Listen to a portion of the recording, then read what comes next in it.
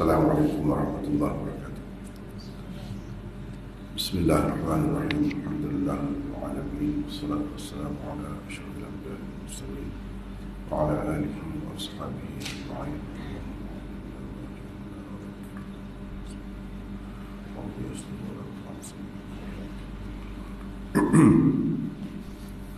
Alhamdulillah, malam ini kita dapat bersama lagi.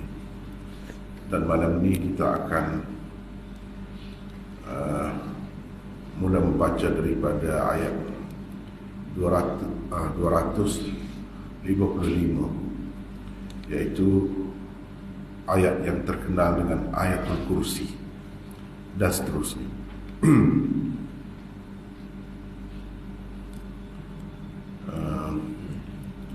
Dan ini adalah nota yang ke-15, nota baru, nota yang ke-15. Malam ini Aiman baca. أعوذ بالله من الشيطان الرجيم. الله لا إله إلا هو الحي القيوم لا تأخذه سنة ولا نوم له ما في السماوات وما في الأرض من ذا الذي يشفع عنده إلا بإذنه يعلم ما بين أيديهم وما خلفهم ولا يحيطون بشيء من علمه إلا بما شاء وسع كرسيه السماوات والأرض ولا يؤوده حفظهما وهو العلي العظيم. Allah, tiada Tuhan yang berhak disembah melainkan Dia, yang tetap hidup, yang kekal selama-lamanya mentadbirkan sekalian makhluknya, yang tidak mengantuk usahakan tidur. Kepunyaannya jua apa yang ada di langit dan apa yang ada di bumi. Tiada sesiapa yang dapat memberi syafaat, yakni pertolongan di sisinya, melainkan dengan izinnya. Dia mengetahui apa yang ada di hadapan mereka dan apa yang ada di belakang mereka. Sedang mereka tidak mengetahui sesuatu pun dari kandungan ilmu Allah, melainkan apa yang Allah kehendaki memberitahu kepadanya. Kursi Allah meliputi langit dan bumi, dan tiadalah menjadi keberatan kepada Allah menjaga serta memelihara keduanya, dan Dialah yang maha tinggi lagi maha agung. Ayat 255. Baca. لا إكراه في الدين قد تبين الرشد من الغي فمن يكفر بالطاغوت ويؤمن بالله فقد استمسك بالعروة الوثقى لا انفصام لها والله سميع عليم. Tidak ada paksaan dalam memilih agama Islam, kerana sesungguhnya telah nyata kebenaran Islam dari kesesatan kufur. Oleh itu, sesiapa yang tidak percayakan taghut dan ia pula beriman kepada Allah, maka bererti ia telah berpegang kepada simpulan tali agama yang teguh yang tidak akan putus. Dan ingatlah, Allah maha mendengar segala ucapan dan perkataanmu, lagi maha mengetahui semua keadaanmu. Ayat 256. Baik, kita tengok. Allah la ilaha illahu sama dengan la ilaha illallah. La ilaha illahu, huwa tu Allah lah. Sama dengan kita kata la ilaha illallah, la ilaha illallah. Sebab ada dah sebut di awal dia tu Allah. Tengok terjemahan itu, tiada Tuhan yang berhak disembah. Tiada Tuhan dimaksudnya tiada Tuhan yang berhak, yang layak disembah melainkan Dia. Tiada Tuhan yang layak disembah melainkan Dia. Jadi Dia tu siapa? Balik pula kepada Allah tu lah. Illahu huwa tu siapa? Huwa Dia tu Allah tu lah yang telah disebut sebelum itu. Jadi ini orang panggil la ilaha illahu, tahlil itu. Itulah tahlil. Jadi ucapkan la ilaha illahu, la ilaha illallah. Banyaklah di dalam Quran, sama ada la ilaha illallah ataupun la ilaha illahu. Jadi huwa tu baliknya kepada Allah, bukan kepada yang lain. Baliknya kepada Allah.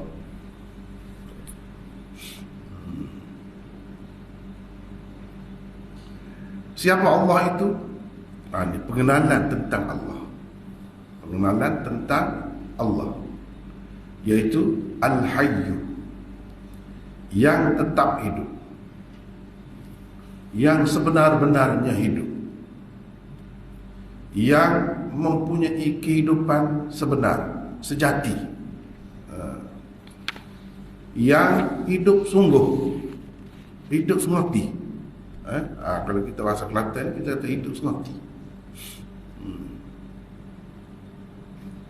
Al-Qayyum, yang kekal selama-lamanya.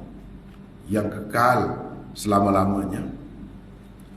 Bukan kekal selama-lamanya ada begitu saja, tidak. Kekal mentadbirkan. Mentadbirkan nak siapa? Sekalian makhluknya. Semua makhluknya tak ada kecuali di bawah tadbirannya. Dialah yang mengatur, dialah yang menentukan, dialah yang segala-galanya. Itu makna Al-Qayyum. Atau yang berdiri dengan sendiri, boleh banyak makna dia tu. Berdiri dengan sendiri. Maknanya adanya itu tidak perlu kepada yang lain. Sebaliknya yang lain memerlukannya.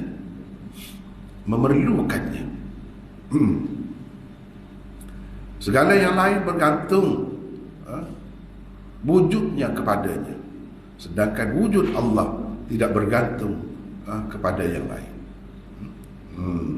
Adanya tidak berpermulaan dan tidak berkesudahan. Itu makna Al-Qayyum.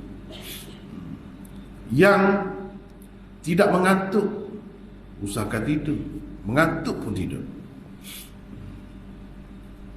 usahakan nak tidur. Kepunyaannya juga apa yang ada di langit dan apa yang ada di bumi. Nanti kita akan bincangkan selepas ini. Tiada sesiapa yang dapat memberi syafaat, yakni pertolongan di sisinya, melainkan dengan izinnya.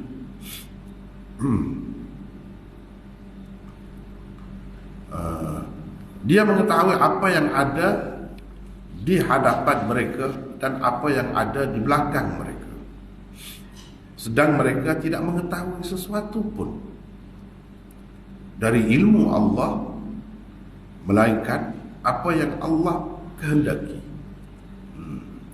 Apa yang Allah kehendaki memberitahu kepadanya. Kursi Allah meliputi langit dan bumi. Daripada situlah marinya ayat kursi itu. Kursi itu, daripada situlah perkataan itulah. Meliputi langit dan bumi, dan tiadalah menjadi keberatan kepada Allah, tak ada jadi susah kepada Allah menjaga serta memelihara keduanya. Dan dialah yang maha tinggi lagi maha agung. Dialah yang maha tinggi lagi maha agung. Baik, terlebih dahulu kita tengok sekadar yang ada dalam nota-nota yang saya buat di sini. Kita tengok situ dulu, lepas tu baru kita pergi ke lain. Dan saya rasa perlu kita bincang dengan agak detail sedikit malam ni, insya-Allah, sebab ayat ni masyhur kan, ayat kursi. Kita hampir-hampir baca lah, selalu baca. Nabi SAW ajar banyak tempat, di belakang sembahyang, selepas sembahyang, sebelum tidur dan sebagainya, banyak, dan kelebihannya pun banyak. Baik, terlebih dahulu sebelum kita bincangkan tentang ayat kursi ini dengan lebih lanjut, saya nak bawa kita semua, jemaah semua, kepada perbincangan kita pada bulan puasa. Bulan puasa yang lepas dan bulan puasa sebelum-sebelum ni pun sebelum Covid lagi, kita dah belajar ini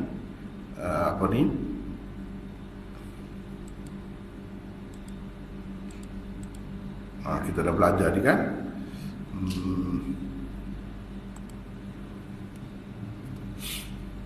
Ni apa? Ni yang kita sudah belajar. Daurah tafsir. Dalam daurah tafsir kita dah bincang 2019 kan. Ringkasan tafsir Al-Quran berpandukan struktur makro surah-surah. Ini nota 1, nota 2 boleh tengok surah Al-Fatihah dan surah Al-Baqarah. Kita naknya surah Baqarah dan yang berkaitan dengan ayat kursi. Baik. Boleh tengok sini, nampak kat sebelah tu? Nampak. Itu ada, nampak ya? Okey. Tengok situ. Beberapa hadis telah dinukilkan daripada Rasulullah sallallahu alaihi wasallam berhubung dengan kelebihan dan fadilat surah Al-Baqarah, iaitu secara umumnya. Banyaklah, itu kita tidak nak baca semuanya kan. Tak nak baca. Banyak. Surah Al-Baqarah tu sendiri. Ayat kursinya ada dalam surah Baqarah lah. Lepas tu di dalam surah ni ada ayat kursi yang ada kelebihan tersendiri. Disebutkan secara berasingan, secara khusus. Ini ayat ke-255 di dalam surah Al-Baqarah dipanggil Ayatul Kursi. Satu ayat ya, tapi satu ayat pun dalam tu sebenarnya ada banyak ayat-ayat pecahan yang lengkap dah tu. Allah tiada Tuhan melainkan Dia. Itu ayat lengkap dah tu. Tetapi itu disebut beberapa ayat tu ucapan yang boleh memberi makna yang tersendiri dah, tergabung dalam satu ayat. Tergabung dalam satu ayat ni, iaitu ayat 255. Cuba kita tengok sini beberapa hadis Rasulullah sallallahu alaihi wasallam dinukilkan berkenaan dengan kelebihannya. Antaranya ialah hadis-hadis di bawah ini. Ini antaranya. Nombor 1, saya tidak baca teks dia lah, kita tengok terjemahan dia saja, nak ringkas. Ubay bin Ka'ab meriwayatkan katanya Rasulullah sallallahu alaihi wasallam bersabda kepadanya, "Wahai Abul Munzir, tahukah kamu mana satu ayat Al-Quran yang ada padamu yang paling agung? Wa huwal aliyyul azim." Agung, azim. Aku menjawab, Allah dan Rasulnya lebih tahu. Kata baginda, "Wahai Abul Munzir, tahukah kamu mana satu ayat Al-Quran yang ada padamu yang paling agung?" Nabi tanya lagi. Kata Ubay, aku menjawab, "Allahu la ilaha illa huwal hayyul qayyum." Iaitu ayat kursi. Kata Ubay, terus beliau sallallahu alaihi wasallam menepuk dadaku. Nabi tepuk dada dia seraya bersabda, "Tahniahlah atas ilmu, wahai Abul Munzir." Nabi ucap tahniah pada dia kerana tahu benda yang sangat agung. Tahu. Ini hadis riwayat Muslim, Ahmad, Abu Daud dan An-Nasai. Yang saya kemukakan di sini boleh dikatakan hadis-hadis yang sahih. Paling tidak pun hasan. Yang kedua, daripada Abi Umamah radhiyallahu anhu, beliau berkata Rasulullah sallallahu alaihi wasallam bersabda, sesiapa membaca ayat Al-Kursi selepas setiap sembahyang fardu, niscaya tidak ada apa-apa lagi yang menghalangnya daripada masuk syurga selain mati. Itu saja halangannya. Selain daripada mati, tak ada. Mati, syurga. Baik, yang ketiga, syaitan berupa manusia yang pernah hendak mencuri makanan. Ini berlaku di zaman Nabi SAW. Tiba-tiba ditangkap oleh Abu Hurairah yang berkawal menceritakan tentang kelebihan ayat Al-Kursi. Ceritanya itu kemudiannya disahkan oleh Rasulullah sallallahu alaihi wasallam. Kata syaitan itu, apa syaitan kata? Apabila engkau telah ke tempat tidurmu, bacalah ayat Al-Kursi. Ni ayat kursi itu maklumlah. Hingga ke akhir ayat. Dengan membacanya akan terus ada pengawal daripada Allah yang mengawalmu, dan syaitan sama sekali tidak akan dapat menghampirimu hingga ke pagi. Hingga ke pagi. Ini hadis riwayat Al-Bukhari. Jadi itu berkenaan dengan kelebihannya, kita dah tengok di sini. Kalau kita tambah, apa kita pergi dulu kepada yang ada nokta di sini, lepas tu kita pergi pula ke lain pula. Allah tiada Tuhan yang berhak disembah melainkan Dia.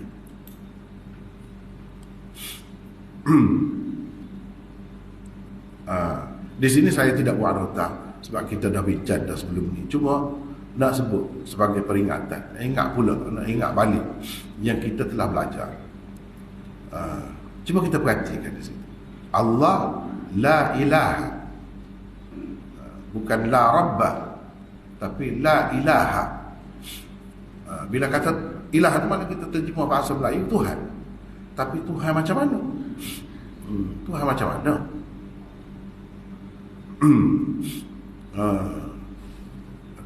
Apa dia Tuhan dengan sifatnya yang macam mana? Iaitu yang berhak disembah. Atau kalau kita tengok dalam setengah-setengah terjemahan itu mana-mana lah, tidak yang ni saja, yang mengucap dua kalimah syahadah itu pun bila diterjemahkan, dia akan letak dalam kurungan. Mana Tuhan, tiada Tuhan yang berhak disembah. Yang berhak disembah. Ada mesti ada.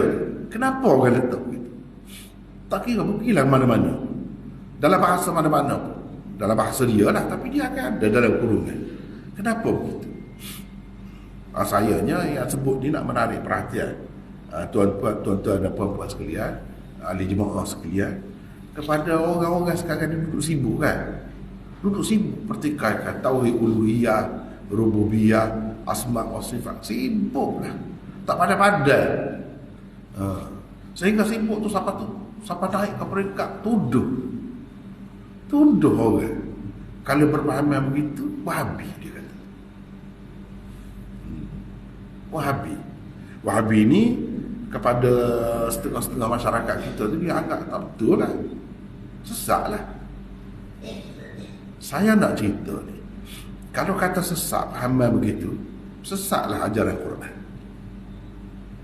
Tak kira siapa, tidak Wahabi, tak kira siapa pun, tidak kebila terjemah ayat ni, cuba tengok terjemah yang mana-mana, dia akan buat dalam kurungan tu, di situ yang berhak disembah, yang layak disembah. Tak kira lah pimpinan Ar-Rahman kau yang tafsir-tafsir yang ada dan terjemah-terjemah yang ada dalam, dia mesti buat gitu. Kenapa gitu? Maknanya penterjemah kita, ahli-ahli tafsir kita ni, alim ulama kita daripada dahulu lah, pandai, memang pandai, cerdik orang, dan ilmu dia sampai situ. Cumanya macam terputus lah sekarang ni, sebab tak boleh faham benda ni. Sedangkan orang dulu faham, tak ada apa masalah pun, tak ada timbul apa-apa masalah pun. Baik, saya nak bawa ke sini. Kita ambil lah.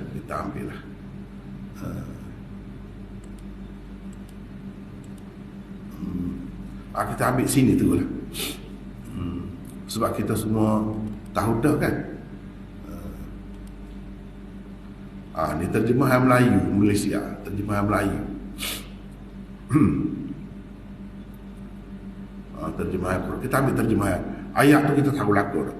Surah terakhir di dalam Quran, surah An-Nas. Qul a'udzu birabbin nas, malikin nas, ilahin nas, min syarril waswasil khannas, alladzi yuwaswisu fi sudurin nas, minal jinnati wan nas. Ni surah An-Nas. Kita ambil terjemahan dia saja.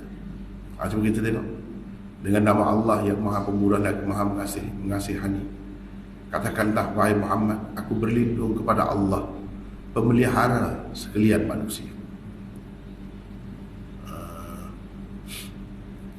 yang menguasai sekalian manusia, Tuhan yang berhak disembah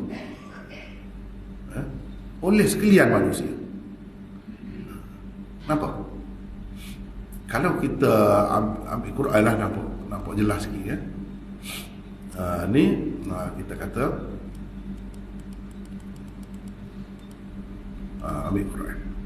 Kita pergi hujung sekali. Qul a'udzu birabbin nas. Itu terjemahan dah, kita dah tengok dah tadi. Rabb itu, Rabbin nas, Rabbin nas. Kalau kita terjemah, aku berlindung dengan Tuhan atau kepada Tuhan manusia. Malikin nas, raja manusia. Ilahin nas, Tuhan manusia. Tuhan pula. Tadi Rabbin nas, Tuhan juga. Apa beza? Kenapa Tuhan guna dua perkataan? Kalau Rabbin nas mata-mata nak ayat Tuhan bagi manusia, satu saja cukup dah. Cukup dah, satu saja cukup dah. Ikutlah nak pilih yang mana. Rabbin nas pun Tuhan manusia juga. Rabb itu Rabbil alamin, Tuhan sekalian alam. Tidak gitu kita kata. Ilahin nas pun Tuhan manusia. Ikutlah, pilih mana satu kita kata. Tapi kenapa dia sebut dua? Kenapa dia sebut dua? Sebab nak isyarat kepada sifat Tuhan yang berbeza. Satu, rububiyah. Rububiyah mari daripada Rabbin nas ni lah. Tak ada panggil lah ajaran Quran tu, bukan ajaran Wahabi weh. Boleh ingat sikit. Jadi musuh tu sampai begitu sekali, kebencian tu sampai begitu sekali, jadi lupa kepada firman Allah sendiri. Rabbin nas. Rabb itu Tuhan. Rabb itu dia ada sifat dia. Apa sifat dia? Rabb. Bukan rububiyah. Inilah yang kita tengok tadi. Mari kita tengok kita letak dekat sini. Ni. Aku berlindung kepada Allah, pemelihara sekalian manusia. Rabb itu. Tapi setengah-setengah orang kata Tuhan lah. Tapi Tuhan yang memelihara lah dengan sifat. Itulah orang panggil rububiyah. Rububiyah tu itulah sifat Tuhan. Macam mana cara dia pelihara kita? Dia bagi kita ada nyawa, boleh menapah molek. Macam mana dia memelihara kita? Dia bagi makanan kepada kita. Macam mana dia memelihara kita? Dia bagi udara kepada kita. Kalau tak ada udara tak boleh, tak hidup kita. Itulah cara dia. Itulah orang panggil rububiyah. Tak kira siapa pun, orang semua aliran mana pun dia terima tu. Kena terima tu. Tak terima tu bermakna tak terima Quran. Ikutlah tak mahu terima.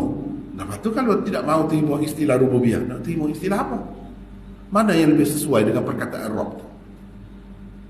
Mana yang lebih sesuai? Mulukiyah itu perkataan lain. Apa kita nak kata apa? Tapi sifat Tuhan dia kena terima. Inilah akibatnya.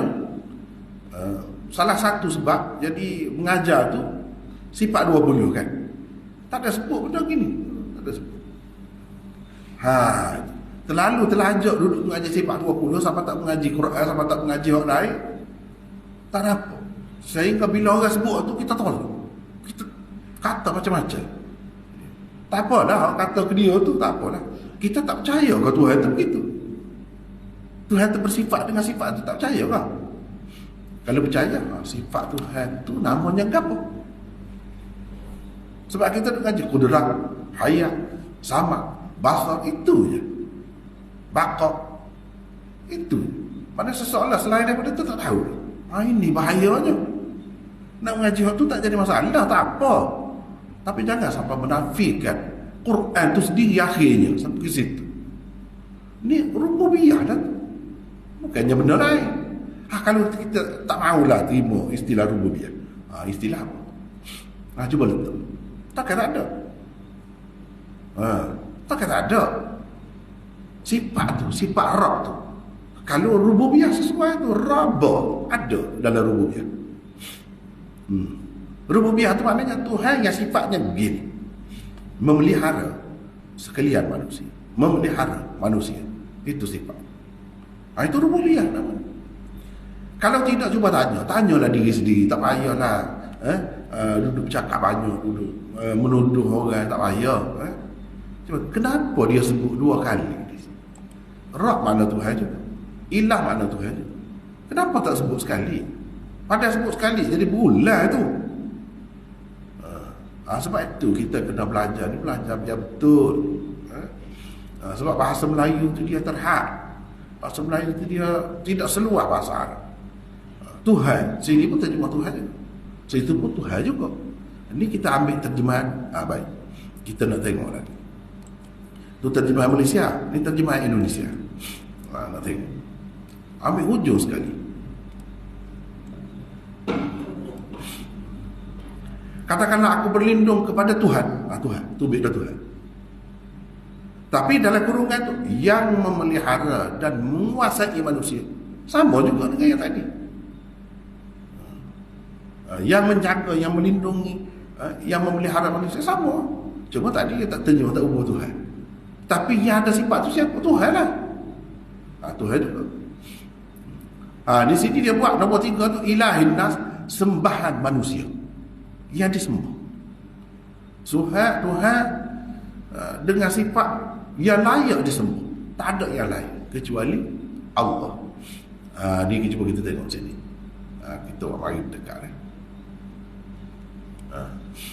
Ni terjemahan Malaysia. Tuhan yang berhak disembah. Tadi sembahan manusia. Tuhan yang berhak disembah oleh sekalian manusia. Ni bagi saya lah lebih kemah ni daripada kalau kita kata sembahan manusia. Sembahan manusia macam-macam orang sembah, beralok bukan semua kan sembahan. Tapi sembahan tu layak ke sebenarnya? Berhak ke disembah? Tidak. Sebab itu la ilaha, tiada Tuhan yang layak disembah. Bukan nak menafikan tiada Tuhan yang memelihara, dah. Itu ada pada Al-Qayyum dah tu. Yang memelihara mentadbir itu ada pada Al-Qayyum selepas tu.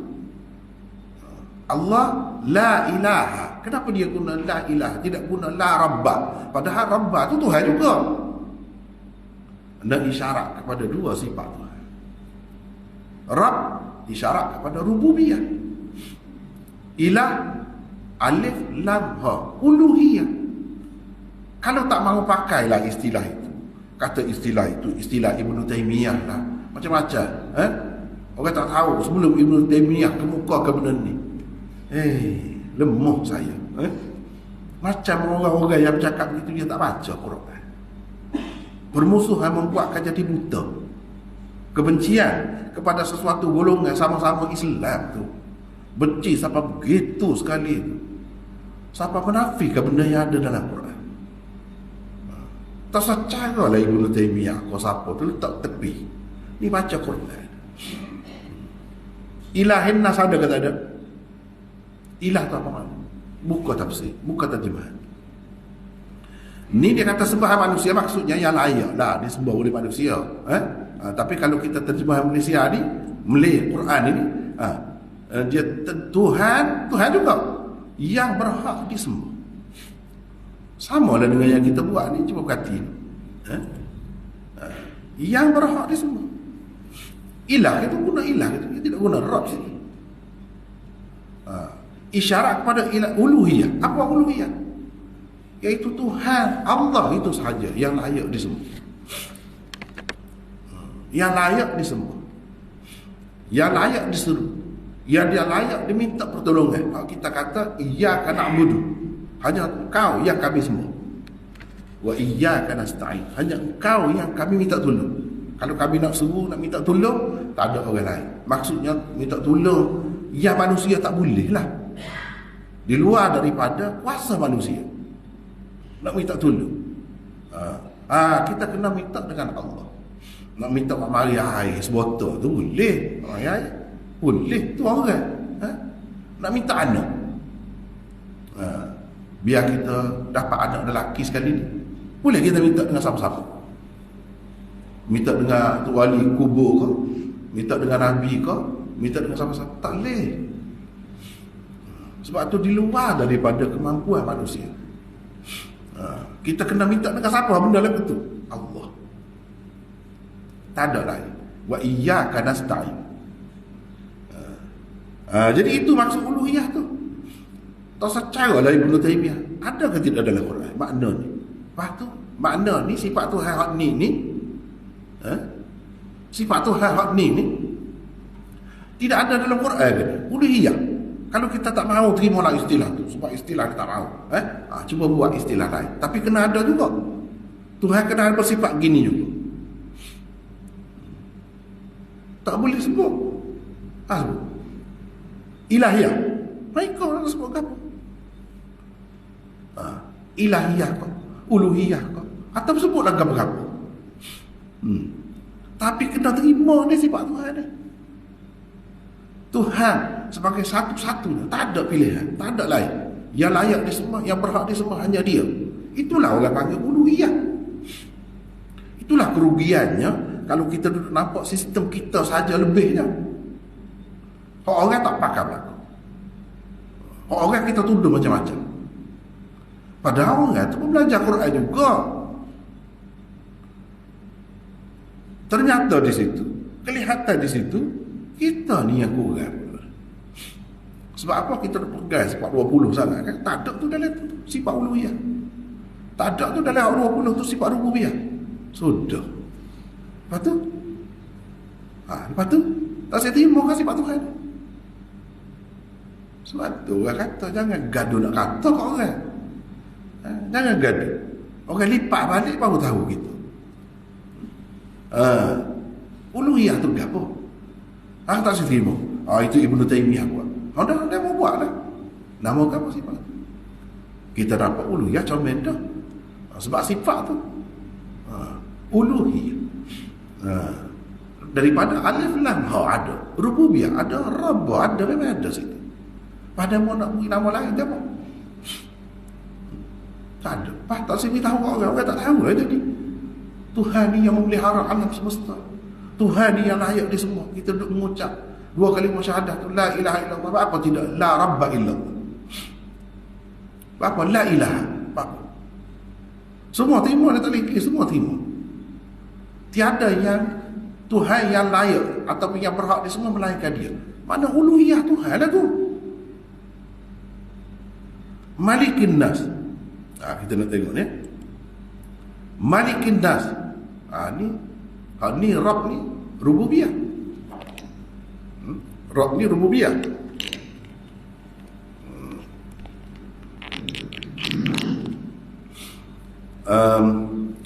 Ilah tu uluhiyah. Malikin Nas apa pula? Tidak sifat Tuhan kan ini. Rabbin Nas, Malikin Nas. Itu Tuhan sebut tu sifat dia tu. Bukan 20 saja sifat dia. Ni Malikin Nas. Lepas tu sifat dia apa? Kalau Rabb rububiyah, ilah uluhiyah, Malik apa dia? Hak sesuai. Pak Malik tu termasuk di bawah mana? Kalau orang belajar cara tauhid tu 3 selesai masalah mudah. Itulah orang panggil tauhid asma wa sifat. Ini nama Tuhan, nama sifat dia. Nama dia. Sifat dia apa? Mulukiyah atau malikiyah.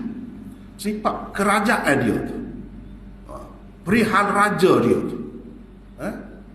Raja. Ni Raja Kelantan. Ni aku Raja Malaysia. Raja orang apa? Dah. Raja manusia. Dah. Ambillah raja mana? Raja siam pun. Dah. Raja orang? Tidak. Ni raja manusia. Tak kira manusia bila-bila masa. Di mana-mana. Bukan raja negeri. Negeri itu sementara pinjaman itu adalah orang sebut orang lantik sebagai raja, sultan dan sebagainya. Tapi raja yang sebenar, yang menguasai, yang memiliki segala-galanya. Siap. Yang memiliki segala-galanya. Raja biasa ni nak pergi jambat dia tak boleh kuasa dah. Dia tak boleh kontrol dah. Tak segi. Dan siapa masa nak pergi jambat, kena pergi jambat, tak kira siapa pun. Dia milik apa? Nyawa. Dia pun mati. Usaha nak milik nyawa kan? Nyawa dia pun dia tidak milik. Malik. Sifat utama Malik itu Malik. Dia memiliki. Milik apa? Cuba kita tengok. Raja ke sultan ke mana-mana agung, dia milik apa? Dia tak boleh nak kontrol, nak kuasai. Ikutlah apa-apa pun. Miliknya sementara saja. Ni sifat dia. Nak suruh ingat lah, nak suruh ingat. Biar khabar raja-raja di dalam dunia. Ataupun orang panggil sultan-sultan. Sejauh mana dia? Sejauh mana raja yang sebenar? Boleh terima, tak ada masalah untuk dunia tu. Tapi kalau orang Islam, raja yang Islam, dia kena sedar benda ni. Raja sebenarnya mana? Aku ni bukan raja sebenar. Cuma raja sebenar kira-kira di sini sementara. Begitu. Raja yang sebenarnya sampai bila-bila milik dia berlaku. Itu Allah. Itulah asma wa sifatnya. Tak ada masalah. Dan tidak terhad dekat 20 tu saja. Walaupun kalau kita katalah 20 tu pun masuk dah lain dalam tu, okey, tak apa. Memang baguslah lagu tu kan. Tapi masalahnya sekarang ni, dia mahu mengaji gitulah juga yang menafikan benda ni. Apa? Seolah-olah macam tak cukup lagi 20 tu. Kalau betul kata 20 tu dalam tu sudah masuk dah. Malik pun masuk, rububiyah pun masuk, uluhiyah pun masuk. Okey, tak apa. Tapi apa ya jadi balas sekarang ni? Dia jadi bertelingkah sekarang ni. Ngaji sifat 20 dah apa yang kita tak faham tu. Bawa orang lain-lain masuk dalam tu. Sehingga menafikan pula. Kan pelik tu. Pelik tu. Itu sebab itu kata sampai ke mereka bahaya kadang-kadang. Sampai menolak, menafikan sifat-sifat Tuhan yang lain. Begitu. Jadi ini semua sifat-sifat Tuhan. Jadi sifat-sifat Tuhan ni kalau nak sebut bukan 20 sahaja. Banyak. Sebanyak mana disebut dalam Quran. Segala sifat dia tu kan. Iyalah tu. Ghafirid dzam wa qabilit taub. Ghafirid dzam. Tuhan yang mengampunkan dosa-dosa. Itu sifat dia. Ada dalam 20. Ada tu. Tapi kena beringat sikit nak ngaji cara tu. Boleh tak jadi masalah. Saya pun ngaji. Darul Khausar ni pun ada ngaji. Cara Asy'ariyah ngaji. Tapi kita tak ngaji waktu saja. Jangan ngaji waktu saja. Ini kalau pendapat saya lah. Sebab kita tengok dah contoh. Kalau ngaji waktu saja, pada sekarang mana pun jadi gitu. Rububiyah pun dia tolak. Uluhiyah pun dia tolak. Dia kata kita tidak tolak. Tu makna dia tu. Ada. Kalau tidak tolak. Lepas tu dia nak menamakan dia apa? Balas dengan nama tu. Apa masalah je dengan nama tu? Sedangkan sesuai je. Rububiyah Rabb. Apa tu? Baik. Kalau tak siap tu nama apa? Kalau tak nama apa? Tak jadi masalah. Asalkan konsep tu ada dalam kepala. Asalkan ada. Tak mahu uluhiyah. Kita nampak sesuai dah uluhiyah. Sebab alif lam ha. Uluhiyah ada dalam tu. Kalau orang mengaji ilmu bahasa Arab kat orang mudah waktu tu. Nampak benar. Gapo-gapo dia ada kaitan, dia ada perkataan itu juga. Perkataan asal tu. Misalnya kita kata bantal, berbantalkan lengan. Berbantalkan itu daripada bantal tu lah. Asal dia aja. Mudah ke tu? Mudah. Dia pada ada kaitan bahasa tu kalau orang mengaji. Apa kalau kita taksir uluhiyah tu taksir sebab bala taksir terima tu. Istilah tu. Apa nak letak istilah tu? Kena percaya tu kena. Memang kena percaya, tak percaya tidak beriman. Kafir jadi tak percaya tu. Tak percaya bahawa Tuhan saja, Allah saja yang layak disembah. Sebab dia orang Islam tak percaya. Walaupun dia tak terima istilah uluhiyah, dia kena percaya tu. Apa sifat Tuhan hak tu yang layak disembah? Dia saja yang layak disembah. Gapo nama dia? Orang lain telah membuat nama uluhiyah. Kita tak setuju, kita tak boleh bagi cadangan. Lagu mana? Kita kata memang sifat tu ada, tapi kita tak setuju istilah. Ada pun istilah mana? Cuba buat tak sesuai, tak buat. Lepas tu menyalahkan orang pula. Letih lagu ni, main lagu ni.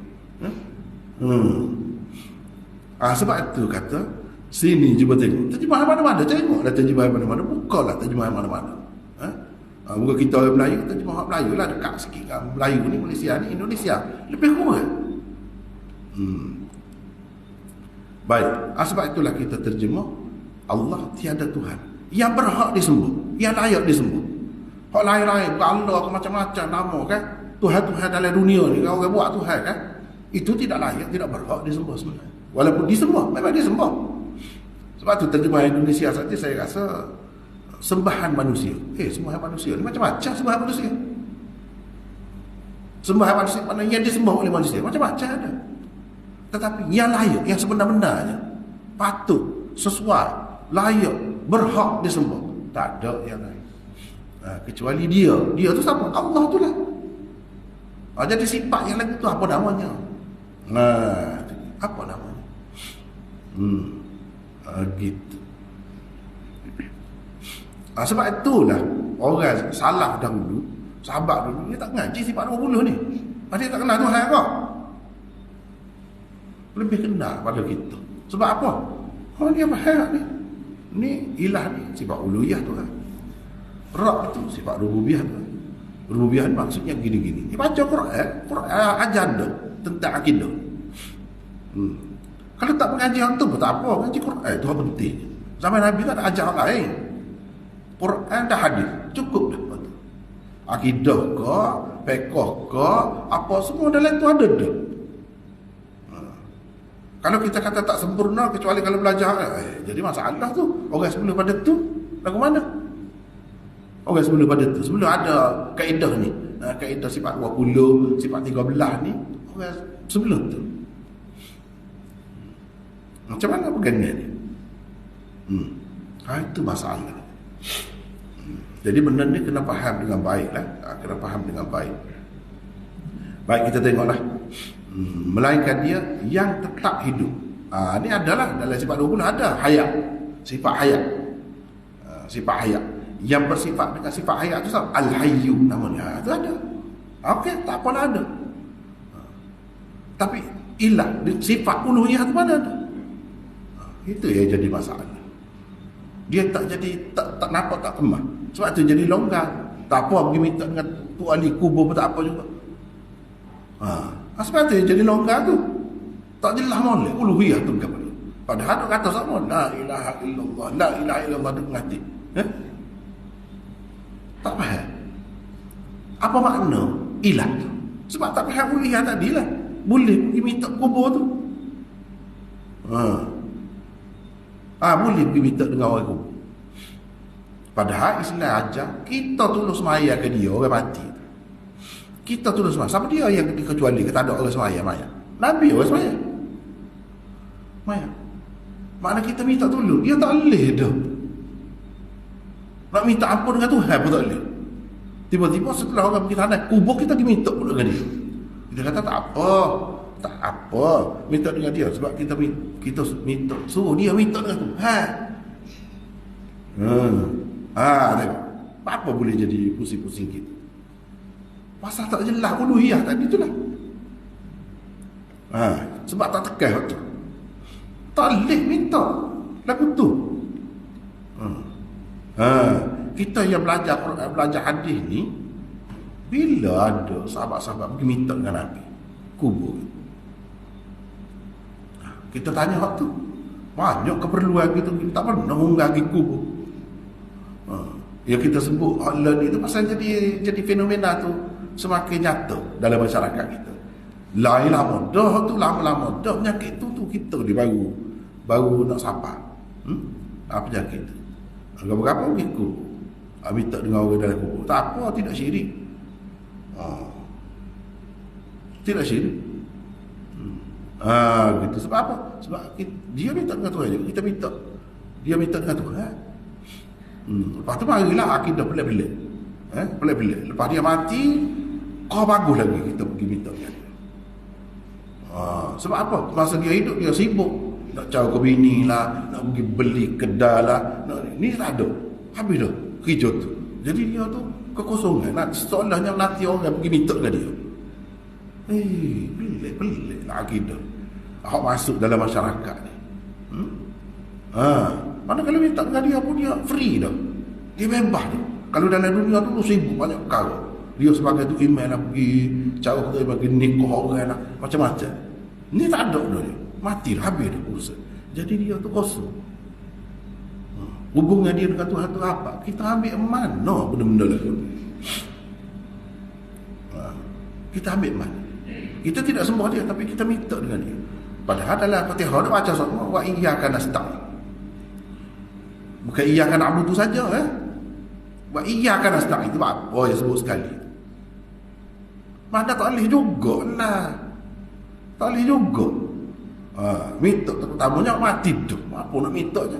Sekarang ni kalau tak minta dengan hak mati tu tidak bertawasul, seseorangnya tidak ahli sunnah. Jadi alamat ahli sunnah pula gila begitu. Bila tu kan. Sebab apa semua? Kenapa berlaku semua fenomena? Uluhiyah tak faham, tak jejak masalah uluhiyah. Tu ya benarnya.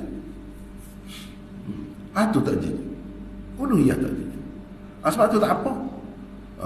Kalau sujud orang pun sujud tak apa. Moga kita tidak sembah dia, kita sujud. Kita muliakan dia saja. Padahal Nabi kata kalaulah bolehlah manusia ni sujud kepada manusia lain, nescaya aku suruh isteri sujud kepada suami.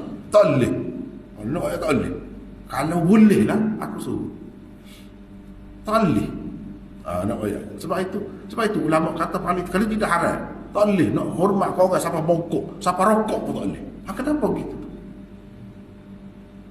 Nak jaga akidah tu lah. Nak jaga akidah tu. Kalau boleh juga, apa bezanya Tuhan dengan orang lain? Orang lain pun boleh sujud juga. Apa beza? Bahawa kafir tu buat tu lah ke mana? Dia pun kata, kita tidak percaya berhala ni. Roh dia. Dia ni orang baik. Roh dia tu. Pasal dia orang rapat dengan Tuhan, kita tak melalui dia. Bukan kita sembah dia. Dia kata kita orang kafir. Apa bezanya kita dengan minta dengan kubur tadi? Kan lagu tu. Kita pun tidak minta dengan dia. Udah. Cuma dia tu perantaraan. Perantaraan tu lah yang jadi syirik. Orang-orang musyrikin tu, dia pun tahu dia buat berhala, dia buat dengan tangan dia. Dia taruh buat berhala tu. Bodoh benar lagu tu. Kita tak tahu cerita dia. Dia kata dia bukan sembah tu lambat saja. Lambat saja. Sebenarnya ngadak kepada Baitullah tu kata dia. Dia pusing gitu. Pasal Tuhan ada situ. Dah. Kita tidak gitu kata dia. Perantaraan tu. Perantaraan tu masalah. Ma na'buduhum illa liyuqarribuna ila Allahi zulfa. Itu dalam Quran. Jadi kita faham sembah ni sembahyang je barulah sembah. Barulah ibadat. Kita tak faham pula konsep ibadat tu apa dia. Tak apa nak panjang cerita ni. Baik. Kita tengok masuk sini lah. 445. Dan kekal bak selama-lamanya. Tiada penghujung bagi hidupnya. Maknanya hidup yang sebenar. Hidup yang sebenar. Al-Hayyu yang sebenar-benarnya. Hidup semati.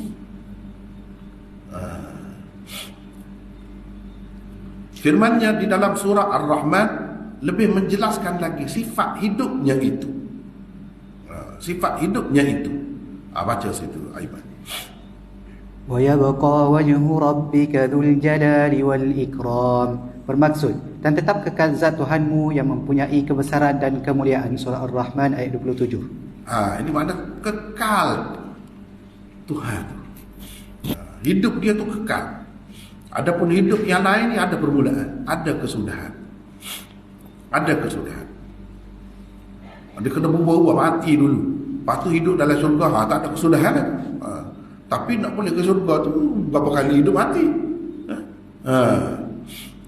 Maknanya tidak hidup sebenar, hidup pinjaman sahaja, hidup pinjaman sahaja. Jadi ini al-hayyu, al-hayyu. Jadi alif, kalau kita nak kata al-hayyu ni alif lam ni, alif lam hakikat lah. Kalau dalam nahwu ni bahasa hakikat, sebenar-benarnya. Hak hidup semati, hak sebenar-benarnya hidup. Ada pihak lain ni, walaupun hidup, kita ni pun hidup, tapi hidup tidak sebenar ni lagu ni. Hidup tidak sebenar ni lagu ni. Sebab apa? Mula tak ada, lepas tu ada, lepas tu mati pula, ada mati. Hidup sebenar ni hidup yang tak ada mati, tak ada mati. Jadi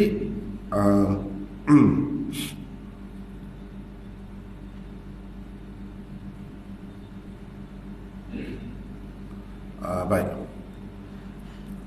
Yang kekal selama-lamanya mentadbirkan sekalian makhluknya. Itu makna al-qayyum.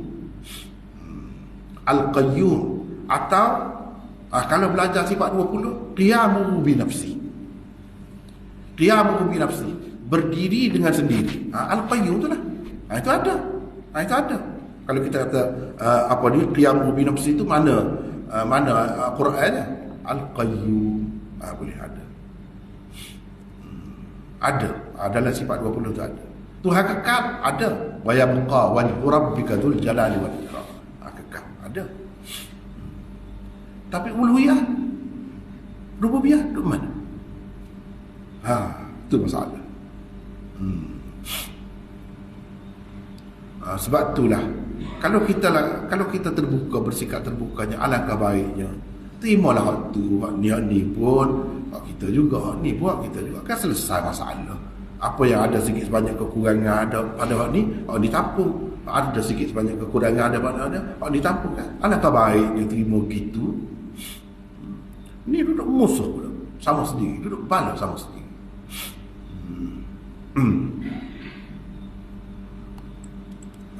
Itu maksudnya.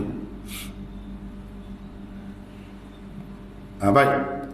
Sifat Al-Qayyum Allah ini dapat dilihat antaranya pada firman Allah berikut. Antaranya banyak lagi dia lain. Kalau nak tengok sifat Qayyum dia tu berperanan di mana, nyata di mana. Ini salah satunya pada ayat ni. Baca Aiman. Inna Allah yumsiku as-samawati wal arda an tazula wa la in zalata in amsakahuma min ahadin min ba'dih innahu kana haliman ghafura. Bermaksud, sesungguhnya Allah menahan dan memelihara langit dan bumi supaya tidak berganjak dari peraturan dan keadaan yang ditetapkan baginya. Dan jika keduanya ditakdirkan berganjak, maka tidak ada sesiapa pun yang dapat menahannya daripada berlaku demikian selain dari Allah. Sungguhnya Dia Maha Penyantun lagi Maha Pengampun. Surah Fatir ayat 41. Jadi ni hijau Tuhan ni jaga alam, jaga langit dan bumi supaya tidak terbentur, belaga dan sebagainya. Itu sifat qayyum dia lah. Sifat qayyum dia. Sifat mentadbirkan sekalian alam. Bukan hak tu saja. Segala-galanya je. Hak berlaku ni, hak berlaku di alam semesta, berlaku pada diri kita, berlaku pada bumi, berlaku pada langit dan sebagainya. Ada sebagaimana yang kita tengok ni, sifat Al-Qayyum Tuhan itulah yang berperanan. Yang berperanan. Di situ. Kalau tidak, kalau harap kita lah. Kalau harap kita nak boleh buat apa? Kita nak boleh buat apa? Tarik bintang je mari. Kalau tarik bintang tu, kalau Allah SWT tak sekat mari bumi ni, hancur lebur bumi. Bukan semua sekali bintang, bukan matahari, tarik bintang je, hancur bumi. Kalau nak harap kita nak boleh sekat ke mana? Nak sekat COVID pun tak boleh. Mari kena hadap gitu sekali nak apa. Jadi Al-Qayyum tu Tuhan nak betul lah, dia jaga tu semua tu.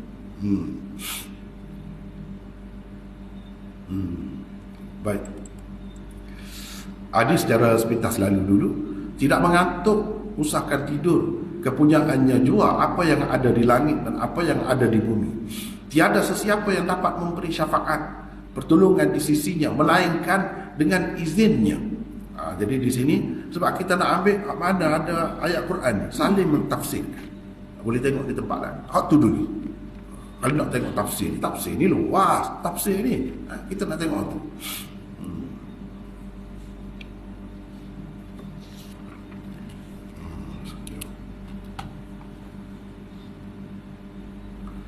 Empat tujuh. Perkara yang sama juga tersebut pada beberapa firman Allah yang lain. Lihat antaranya ayat-ayat berikut. Nak ceritanya tak ada siapa boleh bagi syafaat, boleh bagi pertolongan kecuali dengan izin Allah.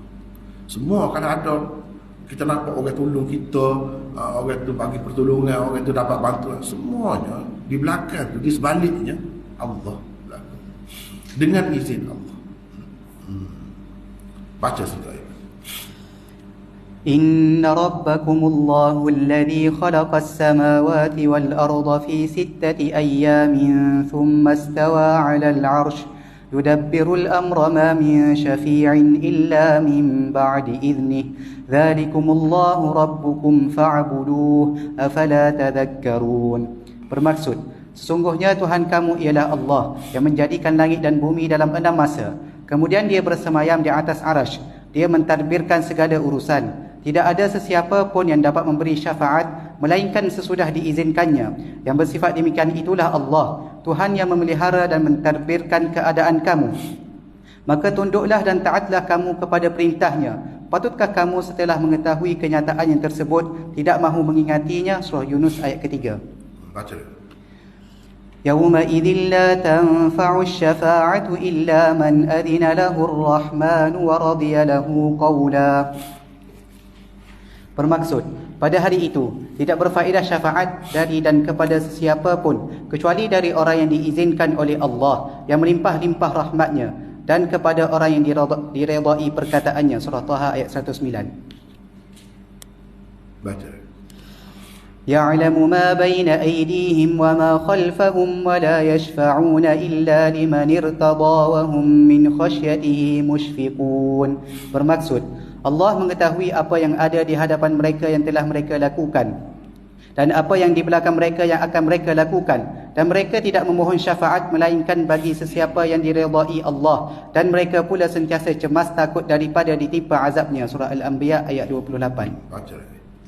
ولا تنفع الشفاعة عنده إلا لمن أذن له حتى إذا فزع عن قلوبهم قالوا ماذا قال ربكم قالوا الحق وهو العلي الكبير. Bermaksud, dan tidak berfaedah syafaat di sisi Allah kecuali bagi orang yang telah diizinkan Allah. Maka orang-orang yang hendak memohon syafaat terpaksa menunggu izin itu dengan penuh perasaan takut dan bimbang, sehingga apabila dihapuskan Allah perasaan takut dari hati mereka dengan pemberian izin itu, bersukarialah mereka dengan bertanya-tanyaan sesama sendiri, apakah yang telah dititahkan oleh Tuhan kamu? Sebahagian di antara mereka menjawab, Tuhan telah menitahkan kebenaran, dan dialah Jua yang maha tinggi lagi maha besar. Surah Sabah ayat 23. Baca. يوم يقوم الروح والملائكة صفا لا يتكلمون إلا من أذن له الرحمن وقال صوابا. Bermaksud, pada hari ketika roh, yakni Jibril dan malaikat-malaikat yang lain berdiri bersaf-saf menunggu perintah Tuhan, tidak ada yang berani berkata-kata memohon pertimbangan melainkan yang telah diizinkan baginya oleh Tuhan yang Maha Pengasih, dan ia berkata benar. Surah An-Naba ayat 38. Jadi kesimpulannya, minta tolong dengan orang, dengan siapa-siapa lah, dalam dunia ke, di alam barzakh ke, tak ada, melainkan dengan izin Allah. Jadi orang-orang pergi kubur minta dengan Tok Wali ke apa, dia kata izin Allah. Ni tahu mana izin Allah? Bila Allah bagi dalam Quran, cuba baca. Bila Allah izin kepada orang dalam kubur tu, kamu pergi minta tolong dengan dia. Boleh lagu tu. Tuhan izin. Takut berlaku. Cuba baca ayat ni. Takut. Tak berani. Orang kita kata, kalau orang Kelantan kata bandar ketik berlaku. Berhadapan dengan Tuhan. Siapa dia? Kalau kita anggap Tok Wali pun, yang lah ke Tok Walinya? Dulu. Yang lah ke? Dulu. Kadang-kadang Tok Wali tu orang gila. Kau gila, kenapa gila? Kau wali. Kau besar. Dah. Pelik semua.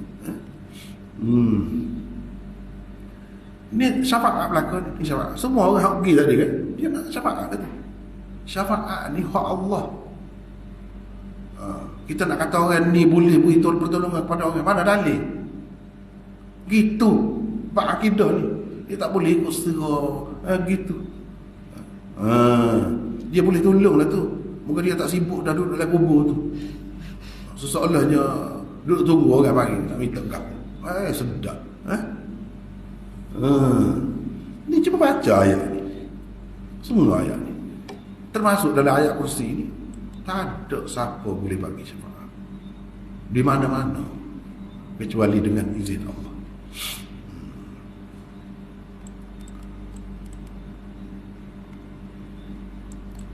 Dia mengetahui apa yang ada di hadapan mereka dan apa yang ada di belakang mereka.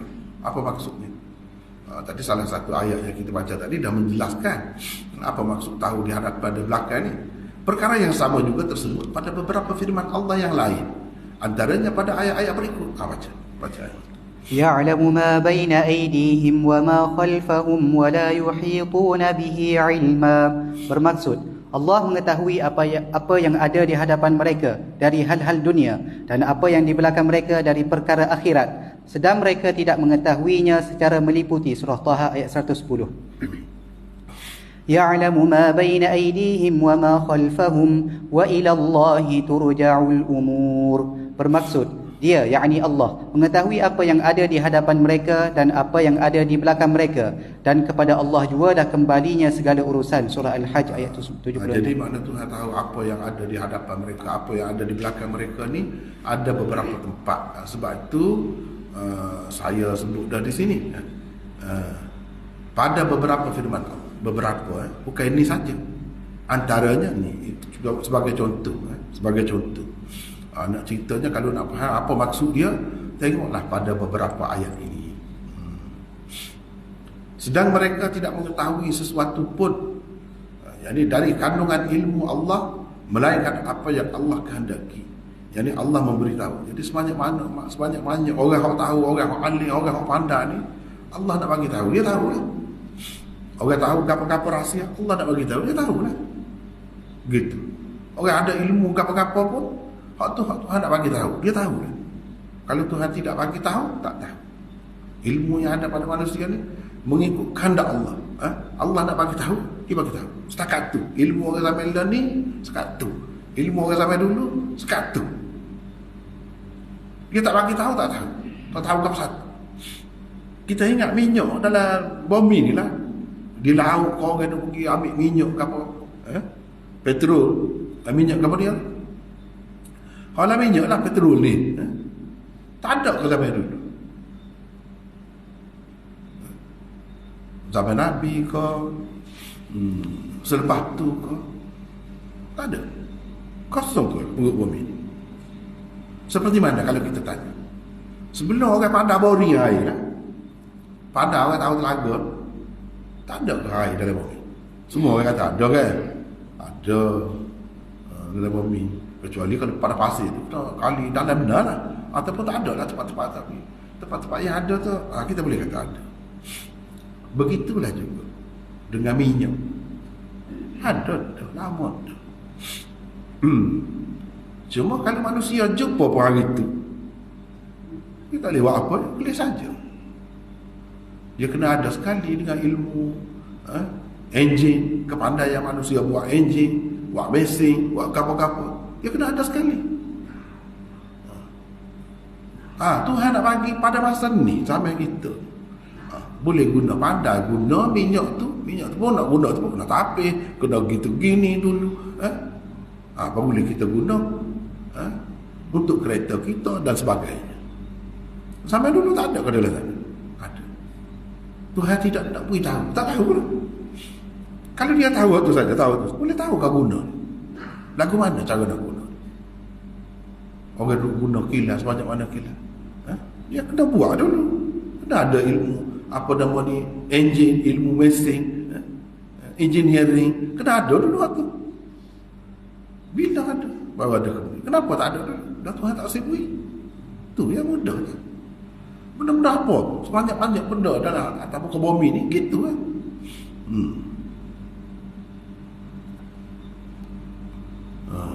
Jadi kita tak sibuk. Atau hak zahir kita nampak. Kita nampak. Lah ni banyak dah orang buat lasik dipanggil kan. Pakai spek dia tak payah pakai spek. Ada rawatan baru. Dulu apa tak ada. Tak ada boleh pakai spek. Boleh pakai spek. Dulu sebelum ada pakai spek tak ada ke tak ada? Bapa tak ada. Tak tahu. Manusia tak tahu. Jadi manusia ni tahu setakat Allah SWT nak. Bila dia nak, kita pun tak tahu.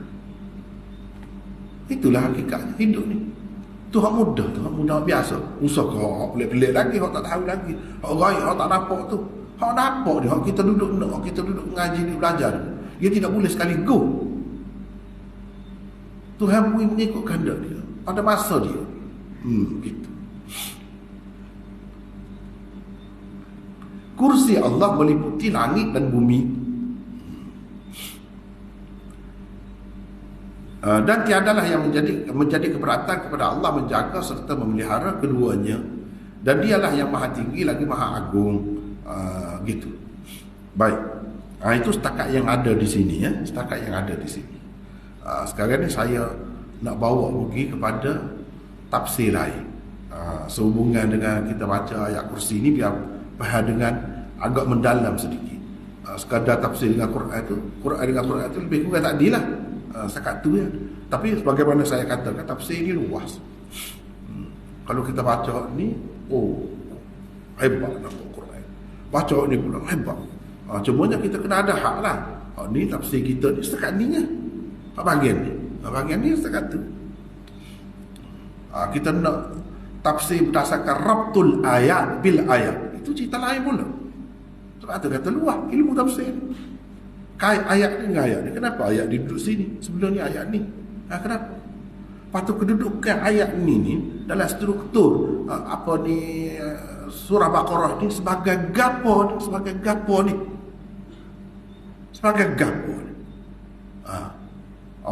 Tu banyak perkara pula lah.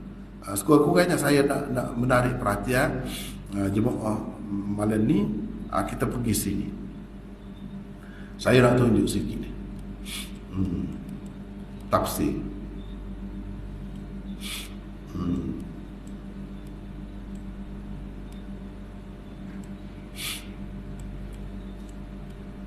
Ini tafsir Ma'ariful Quran.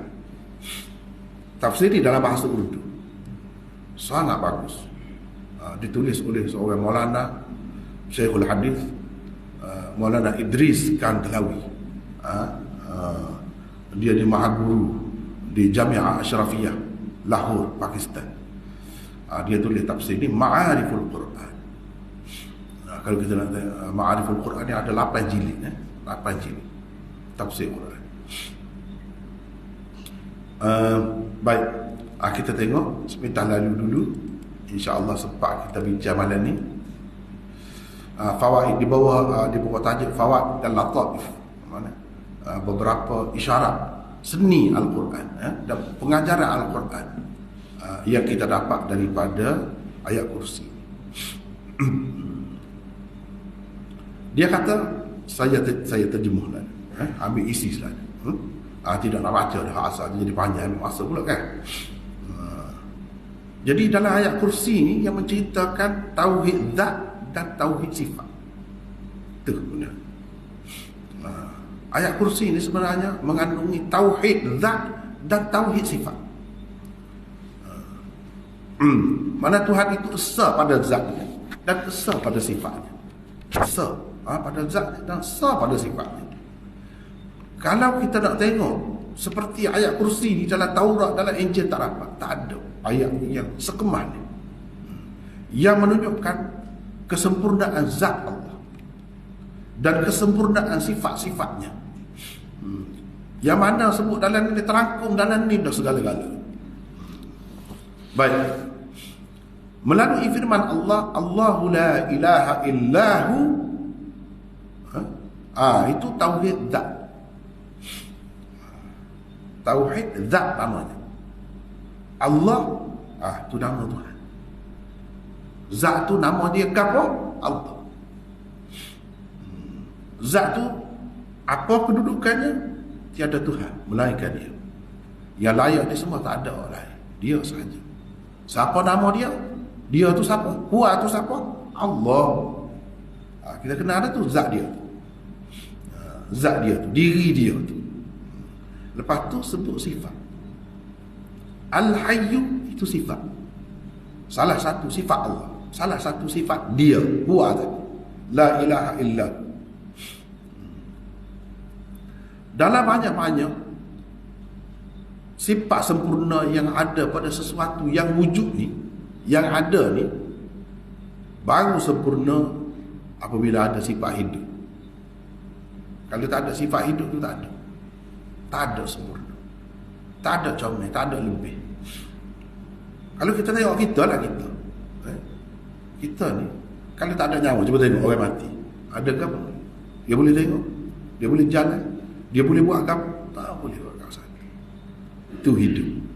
Tubuh ada. Ada lagi tubuh. Tak ada lama, beberapa hari, bau busuk. Bau busuk pecah. Ini kulit kita, tubuh kita ni jadi pecah. Bau busuk. Tu. Kisnya kis apa? Kis tidak hidup lah. Kis tidak hidup. Hidup ni besar maknanya. Hidup ni menyebabkan kita jadi, tubuh ni tidak jadi bau busuk, tidak pecah, tidak hancur. Itu hidup. Bila ada hidup tu, barulah dia ada mendengar, ada melihat, ada gitu, ada gitu. Tak ada hidup, tak ada semua. Nak berasa mengantuk ke, nak tidur ke, hidup dulu. Kalau tidak tak ada. Nak berkuasa ke, nak buat gitu gini. Kalau mati duduk seliping kita nak boleh buat gap. Tak ada gap. Tak ada keistimewaan. Wujud ni, sesuatu yang wujud ni kalau tidak hidup. Kita tengoklah gapa-gapa. Pokok yang mati, boleh gap? Sementara bila dia mati, layu, lenyap gitu. Tapi kalau dia hidup, dia boleh mengeluarkan buah dia. Tahun depan ada pula, tahun depan ada pula. Sebab dia hidup lagi. Cuba kalau dia mati, besar makna. Barulah ada makna. Sesuatu yang wujud ni bila dia hidup. Segala sifat sempurna yang lain punca ialah hidup. Hidup tu dulu. Al-Qayyum. Al-Qayyum tu apa makna? Tuhan yang mentadbirkan sekalian alam, yang menjaga sekalian alam, yang meneruskan perjalanan alam semesta ni. Jadi ini menunjukkan, Al-Qayyum ni menunjukkan Tuhan tu bersifat dengan wajibul wujud. Wajibul wujud. Inilah kalau kita nak kata satu zat yang mesti ada. Mesti ada, tak boleh tak ada. Tak boleh tak ada. Al-Qayyum itulah. Sebab akal kita kata kan, kalau tak ada Tuhan, macam mana nak ada kita? Kalau tak ada Tuhan, macam mana nak ada alam semesta yang begini hebat ni, begini besar? Kalau tak ada yang menjaganya, kalau tak ada yang mana sian atur ni, supaya sesuai dengan kehidupan kita, kita boleh hidup. Kalau tak ada tu macam mana? Kita tak ada tak apa. Berapa ramai orang yang ada dulu tak ada. Matahari kita tak naik, ikut timur, jatuh ke barat, lepas tu naik pula begitu. Ada siang, ada malam, tak ada. Sebab dia tak boleh apa, dia mati dah. Tapi Tuhan hidup duk jaga semacam tu. Dia ada semacam. Dengan tak ada kita tak apa. Sebab tu kita panggil kita ni mungkinul wujud. Ada kita ni tak mesti.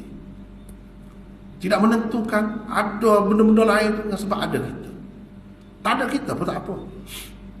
Kita kata ada kita tu ada dengan sebab kita. Orang lain tidak ada kita. Melalui kita kan ada dia tu. Tanya apa? Kita tu sebabnya. Kalau tak ada kita pun tak ada manusia atas muka bumi. Ada. Ada sebetulnya.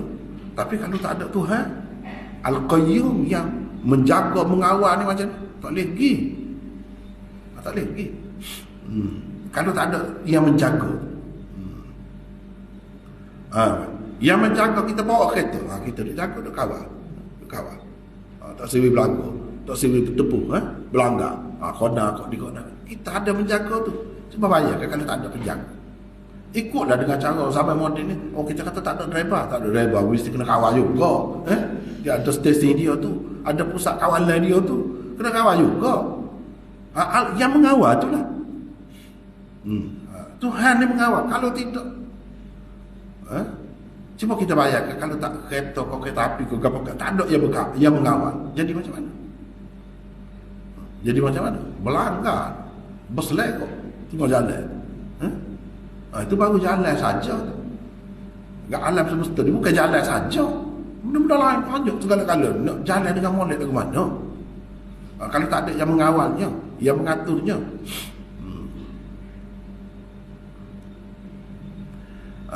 Baik. Dialah yang memberi kehidupan, yang memberi segala-galanya kepada yang lain. Yang lain itu semuanya mungkin wujudnya, bukan wajib wujudnya. Tak mesti. Akal kita boleh terima, tak ada pun boleh terima. Tidak terhenti, ada dia tu barulah nak ada benda lain. Tidak terhenti begitu. Tapi kalau Tuhan tidak gitu. Allah ni tidak gitu. Jadi selepas dia sebut hidup tu, dia sebut Al-Qayyum. Sebab kalau hidup saja tak buat kerja, tak boleh jadi je. Dia ni bukan hidup saja, buat kerja. Duduk mengawal, duduk mengatur, duduk mentadbir. Lebih bermakna. Sebab itu salah satu apa yang nyata daripada hidup dia tu ialah dia mengawal, dia menjaga. Itu disebut Al-Qayyum di situ. Selepas Al-Hayyu.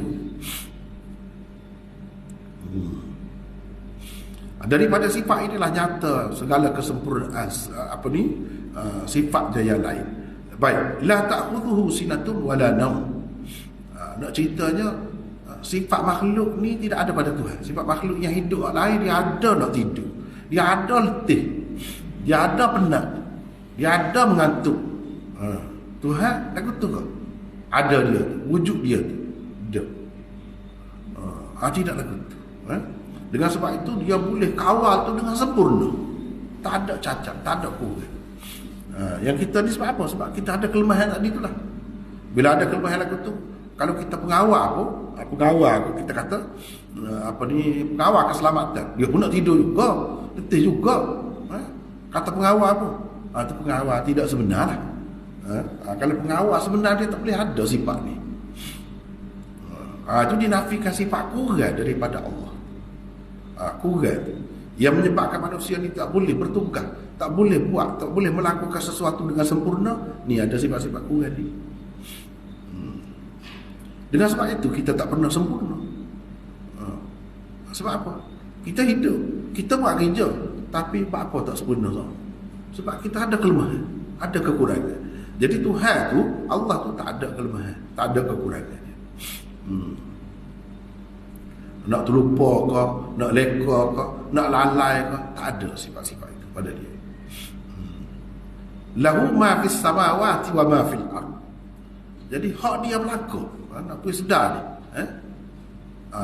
Ni nak isyarat kepada sifat malikiyah dia. Malikiyah. Sifat dia tu sebagai tuan, sebagai pemilik. Mana? Sebut. Hak dia berlaku. Bukan hak dianya. Rumah tu, rumah kita tu kita kata hak kita. Negeri ni kita kata negeri kita, hak kita. Dunia ni kita kata dunia kita. Misalnya kita paling tinggi kita kata dunia tu sebahagian lah, apa-apa lah, urusan perniagaan itu hak kita. Tu ialah boleh bilang segala-galanya ni hak Tuhan sebenarnya. Kita yang kata pemilik tu pun sementara, mati habis. Jadi bersakar, pergi kepada orang lain. Jadi tidak pemilik sebenar. Nak suruh sedar hak tu lah. Kita ni ada milik apa pun, milik PT, milik harta, milik tanah, milik kamu, bukan pemilik sebenarnya. Itu kena sedar. Milik negeri, milik negara, milik, bukan milik sebenar. Sebab itu dia bertukar milik. Ini kita katalah agung. 5 tahun. Lepas tu orang lain pula nak. Dia bertukar. Bukan hak dia. Secara mutlak tidak. Begitu. Cuma hikmah Allah SWT nya kena ada pentadbiran, kena ada pemerintahan manusia nak menguruskan perjalanan hidup manusia tu. Ada lah waktu tu. Ada tuan, ada peminjam, ada kapal. Itu nak isyarat kepada sifat malikiyah dia. Man dhal ladhi yashfa'u 'indahu illa bi'idhnih. Ini nak isyarat kepada hakimiyah dan jalal, sifat jalalnya. Sifat jalal dan sifat hakimiyah.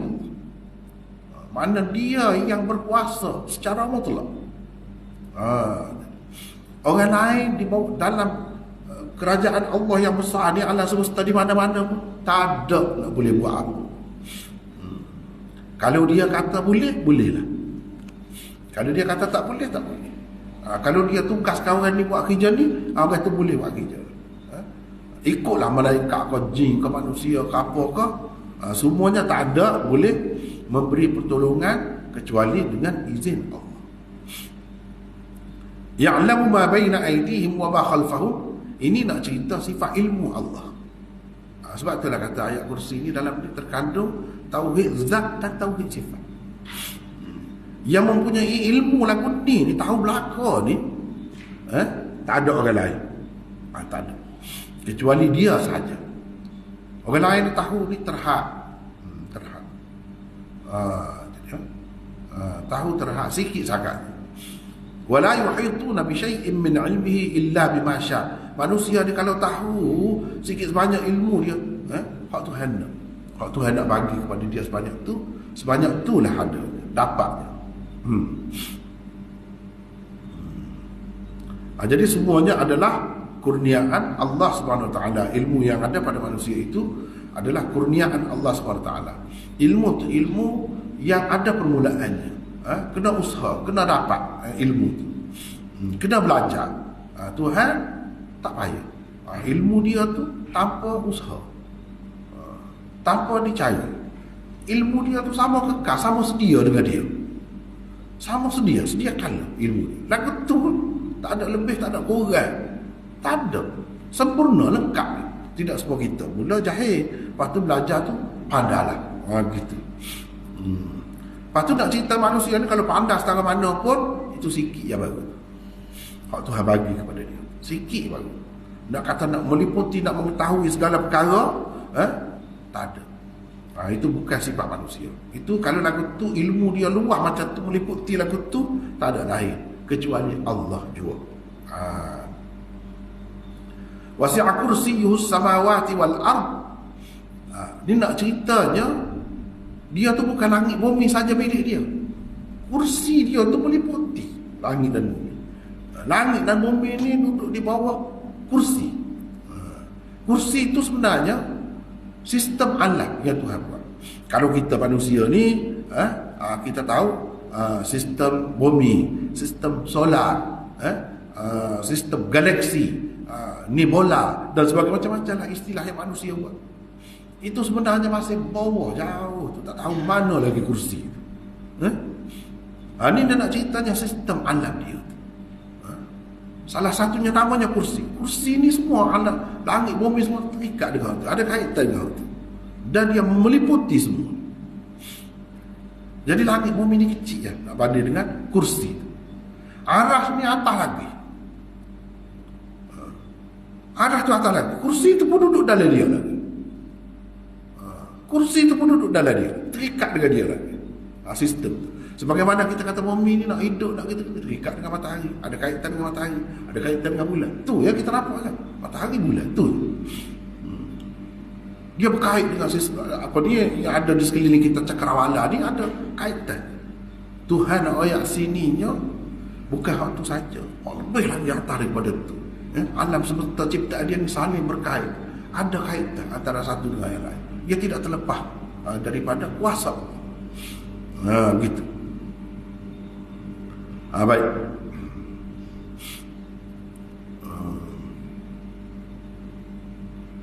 Macam-macam lah kalau disebut di sini, saya bagi ringkasan lah. Kalau daripada hadis-hadis, daripada pendapat-pendapat sahabat dan tabi'in, dapat diketahui kursi ini adalah satu jisim. Kursi ini makhluk, semua langit, bumi, gitu lah. satu makhluk yang mana lebih besar lagi daripada langit bumi ni, tapi lebih kecil lagi daripada aras. Aras tu sistem yang lebih besar lagi. Diriwayatkan daripada Ibnu Abbas bahawa langit bumi ni, kalau kita nak nisbahkan duduk dalam kursi itu seperti satu perisai yang besar, pitih kecil. Di langit bumi ni kita ambil pitih kecil ataupun halqah, cincin, kita letak setakat tu ya nak balik dengan kursi. Jadi semua langit bumi ni itu ya, bulat tu. Dalam setengah-setengah riwayat disebutkan seperti pada pasir yang luas, bumi yang luas ni satu cincin bulat tu. Langit bumi ni nisbah kepada kursi setakat tu. Orang kata bahasa besar. Mana tak tahu mana lah tu, saintis tak tahu mana lah tu. Ni pun dia kaji bawa-bawa ni pun tak habis lagi. Tak apalah. Nak ceritanya aras ke kursi ke apa semua ni ada kaitan. Jangan ingat tak ada kaitan. Bumi ni, semua bumi ni saja gitu, tidak. Dia ada, bukan bumi ni ada kaitan dengan bulan matahari saja, tidak. Banyak lagi kaitan sistem kejadian Allah SWT ni. Allah SWT buat saling berkait. Dan semua yang kawal semua itu dia. Dia. Wala yaquduhu hifzuhuma. Dan tidak jadi penat, jadi susah, jadi letih dia nak jaga tu tak ada. Walaupun sebesar itu, seluas itu, dia tidak penat. Baik, kita nak ringkas sikit ni. Saya takut ada hak akhir, hak ni terbaik. Terbaik. Saya baca dalam tafsir banyak, nak jumpa lagu tu payah. Ni tak apa. Hak ni kelebihan ayat kursi ni. Disebutkan dalam Mustadrak Hakim, riwayat Abu Hurairah, iaitu tidak dibaca Al-Fatihah ni ayat kursi ni ada dalam surah Baqarah ni, satu ayat yang tidak dibaca dalam satu rumah, melainkan syaitan tidak akan duduk dalam rumah tu. Syaitan akan lari. Sebab tu syaitan takut dah ayat kursi ni. Tadi kita dah baca dah kan tadi kelebihan dia. Syaitan sendiri cerita. Lepas tu Nabi SAW mengesahkan betul lah. Betul lah. Tak apa. Ni hak saya dah. Malam ni kalau boleh ambil ni pun tak apa dah. Hak ni intipati. Kalau kita duduk bincang sepanjang surah Baqarah, tak habis lagi ni kita duduk bincang ni surah Baqarah. Hak ni Shah Abdul Aziz, anak kepada Shah Waliullah. Shah Abdul Aziz ni tokoh besar lah, alim besar. Selepas ayah dia layak ganti ayah dia ni. Seorang yang sangat alim, bukan saja dalam bidang hadis, bahkan dalam bidang tafsir. Dia juga ada tulis tafsir, tapi tak ada sudah. Nama tafsir Azizi. Orang kaitkan dengan dia lah, Shah Abdul Aziz. Dalam tafsir ni ada sebut. Ini saya tak jumpa lain. Seorang yang memang hakim, seorang yang pujangga lah. Pujangga Islam. Bukan ulama hadis saja, bukan tafsir, dia ni pujangga dia. Supaya dia juga memang hebat Shah Abdul Aziz. Kalau tengok tafsir dia tu, ini dia ambil daripada tafsir itulah. Baik. Dia kata ayat kursi ni kepada surah Baqarah ya, dalam surah Baqarah ibarat jantung. Ibarat jantung. Al-Hayyul Qayyum ibarat ruh, nyawa. Bagi surah Al-Baqarah itu semua sekali. Ayat kursi seperti jantung. Jantung kalau ada hiduplah, tapi tak ada hidup lagi. Kalau ada jantung tu saja, tak ada hidup, tak ada makna juga. Jadi ruh dia ataupun nyawa dia, ayat kursi ni duduk pada Al-Hayyul Qayyum. Ini termasuk tafsiran seni, orang Pak. Tafsiran berdasarkan latifah.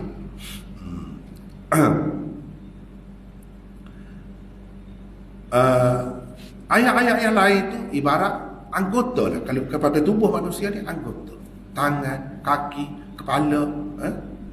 Ayat kursi ibarat jantung.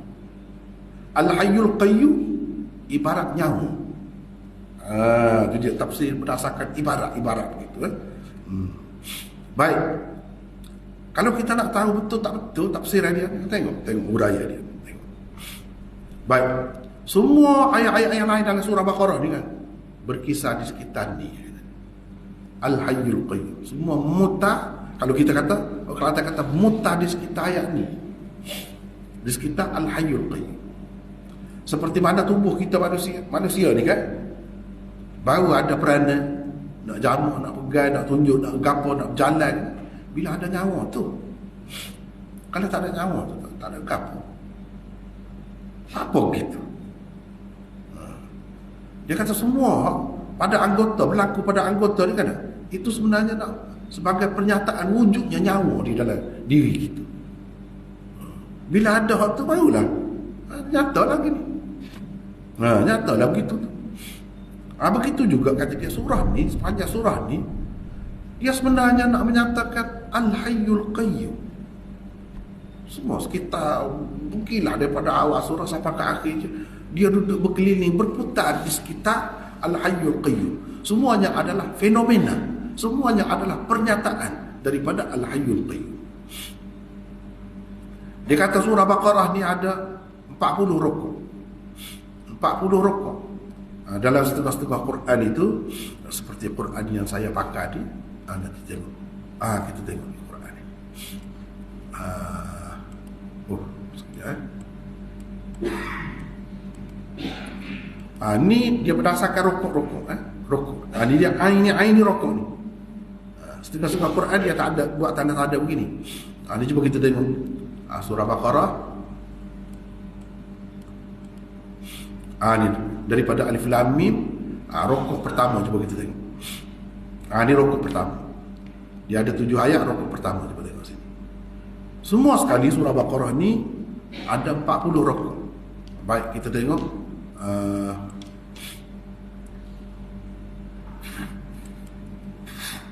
sekejap.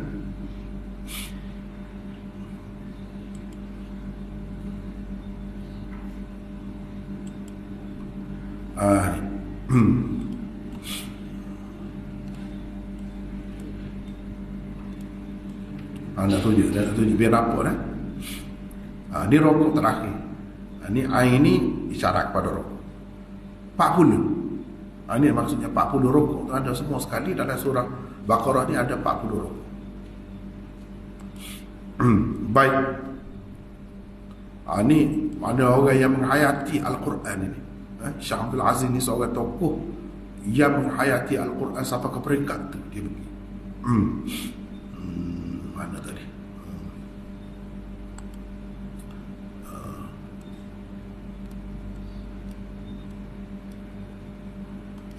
Ni. Semuanya berkisar di sekitar tu. Jadi dalam 40 rokok ni kan, 40 rokok ni semua dalam surah Baqarah ni, kalau kita perhatikan daripada awal hingga akhir dia berputar di sekitar Al-Hayyul Qayyum. Mari dia nak buktikan. Dia nak buktikan lagu mana. Al-Hayyul Qayyum, sebagaimana kita dah tahu dah, mana kehidupan sebenarnya, yang hidup sebenar-benarnya ialah Allah.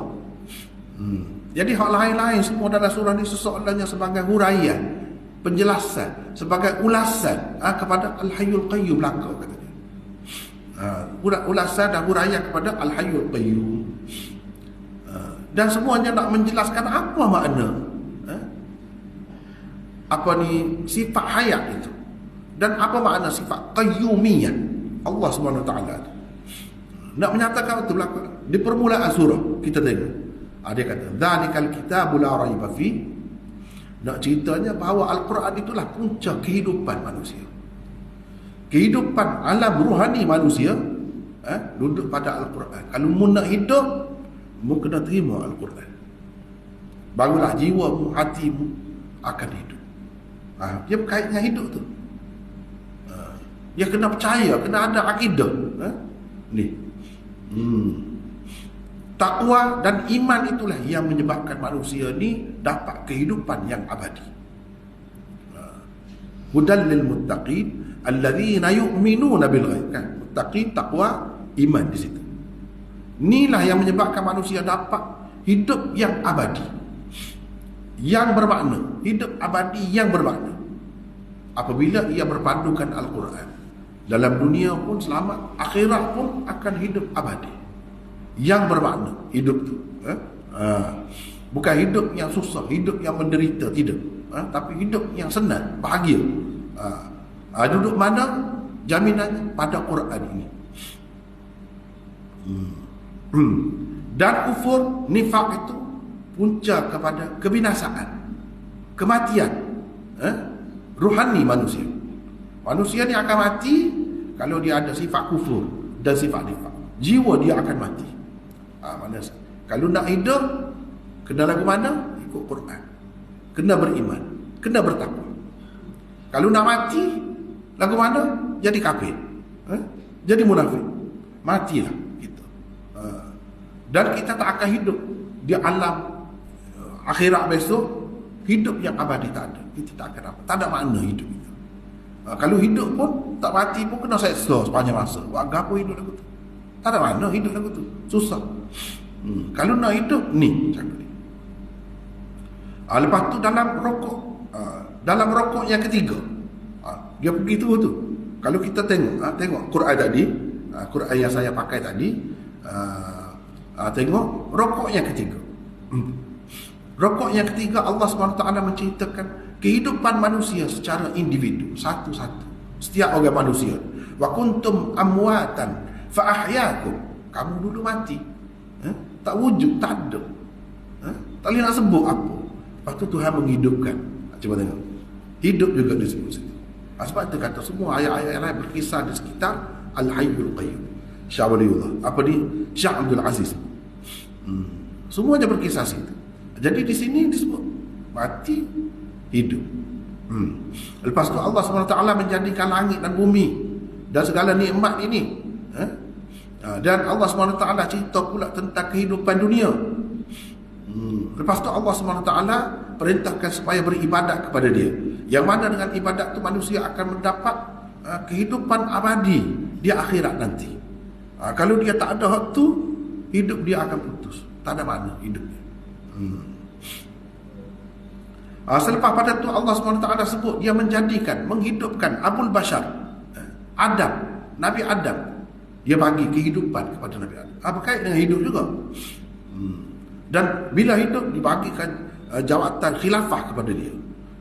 Dan dilebihkan dia daripada malaikat. Itu daripada ayat wa idh qala rabbuka lil malaikati inni ja'ilun fil ardi khalifah. Dan seterusnya tu cerita tentang Adam itu. Maknanya manusia yang mula-mula hidup di bumi ini.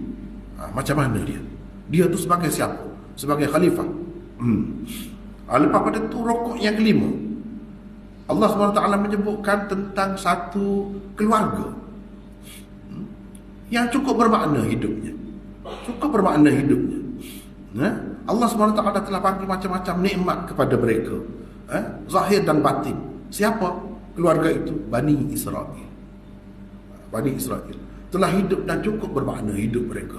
Sebab apa? Di kalangan mereka ada begitu ramai nabi-nabi. Di kalangan mereka, mereka telah mendapat nikmat Allah SWT yang begitu banyak. Wa anni faddaltukum 'alal 'alamin. Di situ ayat tu. Kalau kita tengok, dia duduk cerita tentang itulah. Jadi begitu sehingga kepada akhir juzuk yang pertama begitu. Telah bagi manna dan salwa, menurunkan manna dan salwa, telah bagi Taurat kepada mereka, beribu-ribu nabi dari kalangan mereka diutuskan. Cukup bermakna hidup mereka. Dalam rukuk yang ke-14 disebut pula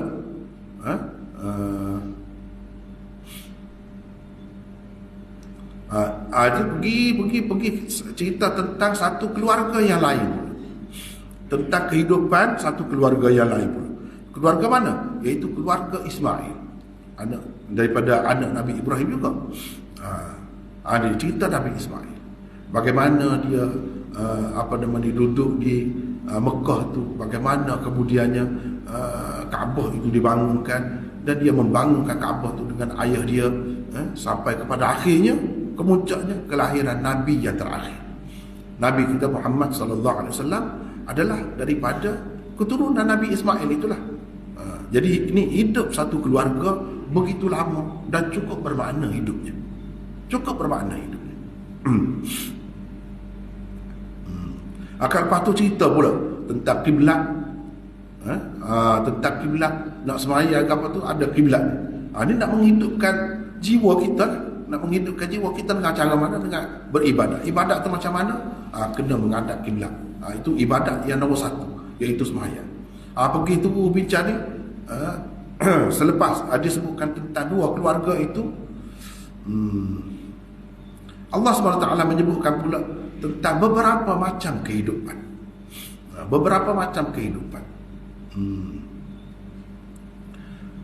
Iaitu ada yang zahirnya nampak mati, tetapi sebenarnya hidup. Itulah orang-orang mati syahid. Dia sebut. Kalau kita baca kan, ini kita telah lepas belakang dah, lalu belakang dah. Kita akan apa? Kita telah jumpa dah semua ni. Lepas tu dia sebut pula tentang mati syahid. Orang mati syahid tu hidup sebenarnya, walaupun zahirnya nampak mati. Dan cerita kena sabar menghadapi kesusahan. Kalau ditimpa malapetaka, inna lillahi wa inna ilaihi raji'un, kita kata begitu. Lepas tu pada melaksanakan hukum qisas, walakum fil qisasi hayatun. Pada hukuman qisas tu ada kehidupan, hayat juga. Di situ pun ada hayat juga. Dan kita nak meneruskan kehidupan ni dengan berjaya je, kena sabar. Dia berkait dengan hidup juga. Lepas tu wasiat. Wasiat ni wasiat daripada orang nak mati kepada orang yang hidup. Tidak ada berkait dengan hidup mati. Hidup mati sekitar tu. Wasiat itu daripada orang yang nak mati kepada orang yang hidup. Lepas tu Allah SWT cerita tentang nak hidup. Hidup zahir, tubuh kita, dan hidup rohani kita. Macam mana? Dua kali. Cara nak hidup zahir kita ni, kalau orang bunuh orang, kena bunuh balas. Walakum fil qisasi hayatun. Pada hukum qisas tu ada kehidupan, ada hayat bagi kamu. Jadi kamu kena jagalah, kena melaksanakan hukum tu lah. Itu nak jaga hayat tubuh kita, zahir kita. Nak jaga hayat rohani kita pula. Dia sebut di situ. Kena puasa. Ya ayyuhallazina amanu kutiba alaikumusiyam. Kenapa tu? Untuk nak hidup rohani kita. Jangan kita ingat kalau tubuh kita ni hidup-hiduplah. Dah. Rohani tu kena hidup, hati tu kena hidup. Hati tu nak hidup macam mana? Kena puasa.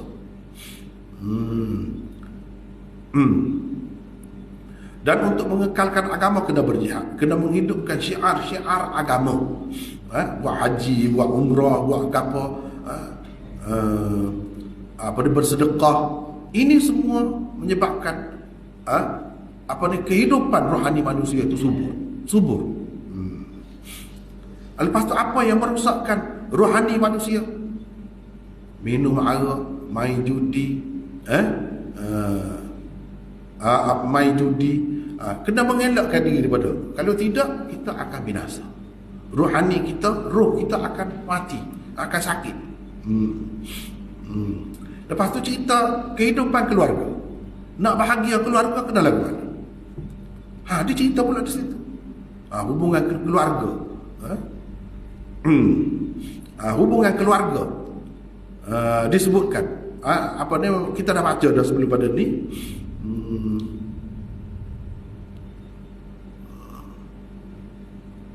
Tentang hubungan kekeluargaan pula. Nak macam mana nak mengekalkan hubungan keluarga. Lepas tu kalau ada masalah dalam keluarga, macam mana hukum cerai, hukum apa ada juga.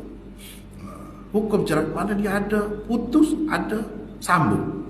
Ada putus, ada sambung. Ada mati, ada hidup. Lepas tu cerita pula tentang iddah, tentang keadaan haid, melakukan persetubuhan pada masa haid dan sebagainya. Itu disebutkan tentang penyusuan terhadap anak. Semua dijaga di situ. Supaya apa? Supaya keluarga itu hidup dengan baik, dengan aman sentosa. Kalau tak boleh pergi juga, tak boleh pergi juga, tak boleh nak jaga juga kehidupan keluarga tu. Kadang-kadang orang sampai bunuh diri. Sedih ni kau. Kecewa, gagal perkahwinan ni. Bunuh diri pada mati pula sini. Tak ada dalam kehidupan. Tapi supaya tidak berlaku begitu, bahawa hidup ni bukan itu saja. Kalau tak boleh pergi, cerai, ada cerai. Mungkin kita boleh mulakan satu kehidupan yang lain pula dengan orang lain. Dan boleh hidup berapa ramai orang setelah bercerai dia kahwin dengan orang lain, bahagia pun, tak ada apa pun. Jangan kita putus asa, jangan berasa perkahwinan kau, orang kau, tu saja segala-galanya. Tak ada waktu mati lah kita. Jangan begitu. Kita boleh hidup lagi, tapi dengan cara mana? Ikut ajaran Quran. Sampai masa menikah, nikah. Sampai masa cerai, kalau memang sesuatu cerai. Jangan ada merasa masalah sangat. Gitu. Itu ajaran Quran. Untuk apa? Untuk jaga kehidupan kita lah. Kalau tidak, kehidupan dia tidak terurus dengan baik. Tak kena gaya. Tak kena gaya. Walaupun berkeluarga ni jaminan kebahagiaan kau. Tak juga. Tapi kalau menjamin kehidupan kita kebahagiaan, ya boleh teruskan. Kalau tidak, jangan. Ni ajaran. Lepas pada tu Allah SWT sebut pula cerita orang-orang yang takut mati, nak hidup lagi kata. Sebab tu yang lari tu, alam tara ilal ladzina kharaju min diyarihim wa hum ulufun hadar al-maut. Beribu-ribu orang mati kan, keluar daripada negeri dia. Tuhan pun suruh mati. Lepas tu Tuhan hidup semula. Tu cerita. Sebab apa dia lari? Sebab nak hidup lah. Hidup mati ni di tangan Tuhan. Berapa ramai orang yang perang tak betul, tak mati-mati. Berapa ramai orang yang tidak pergi perang sampai masa mati. Kena COVID ke, kena gap ke, tak kira lah. Jadi mati, hidup ni kat Tuhan. Jangan duduk takut tak terpasang gitu.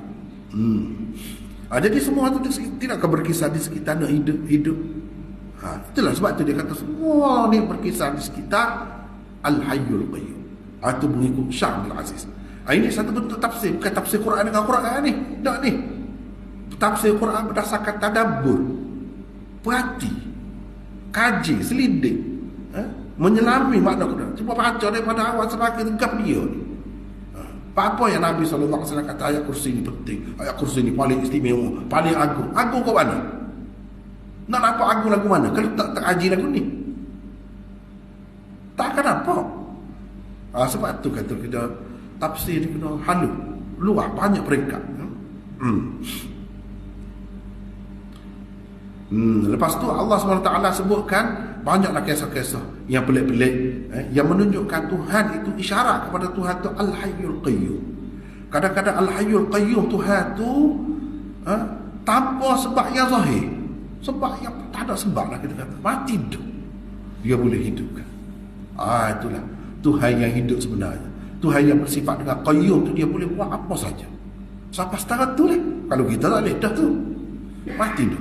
Macam mana dia boleh hidup? Dia nak mati sebab perlu. Orang ni dia ajar sebagai pengajaran kepada orang lain juga. Mati. Dan dia nak lari sangat, nak hidup sangat, biar mati.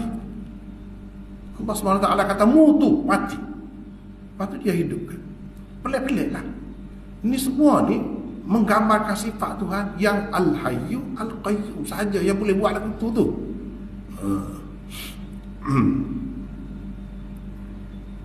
Jadi disebut sebelum ayat kursi disebut 3 kisah. 3 kisah. Dan selepas ayat kursi pula disebut beberapa kisah. Yang pertamanya kisah Bani Israel yang lari tu, kadang nak hidup lah kira-kira mati. Lepas tu kalau dalam hadis disebut dengan doa seorang Nabi, mereka tu hidup. Allah SWT hidupkan semula. Kisah yang kedua kisah Talut dan Jalut. Ini pun maknanya pertembungan di antara nak hidup dan nak mati.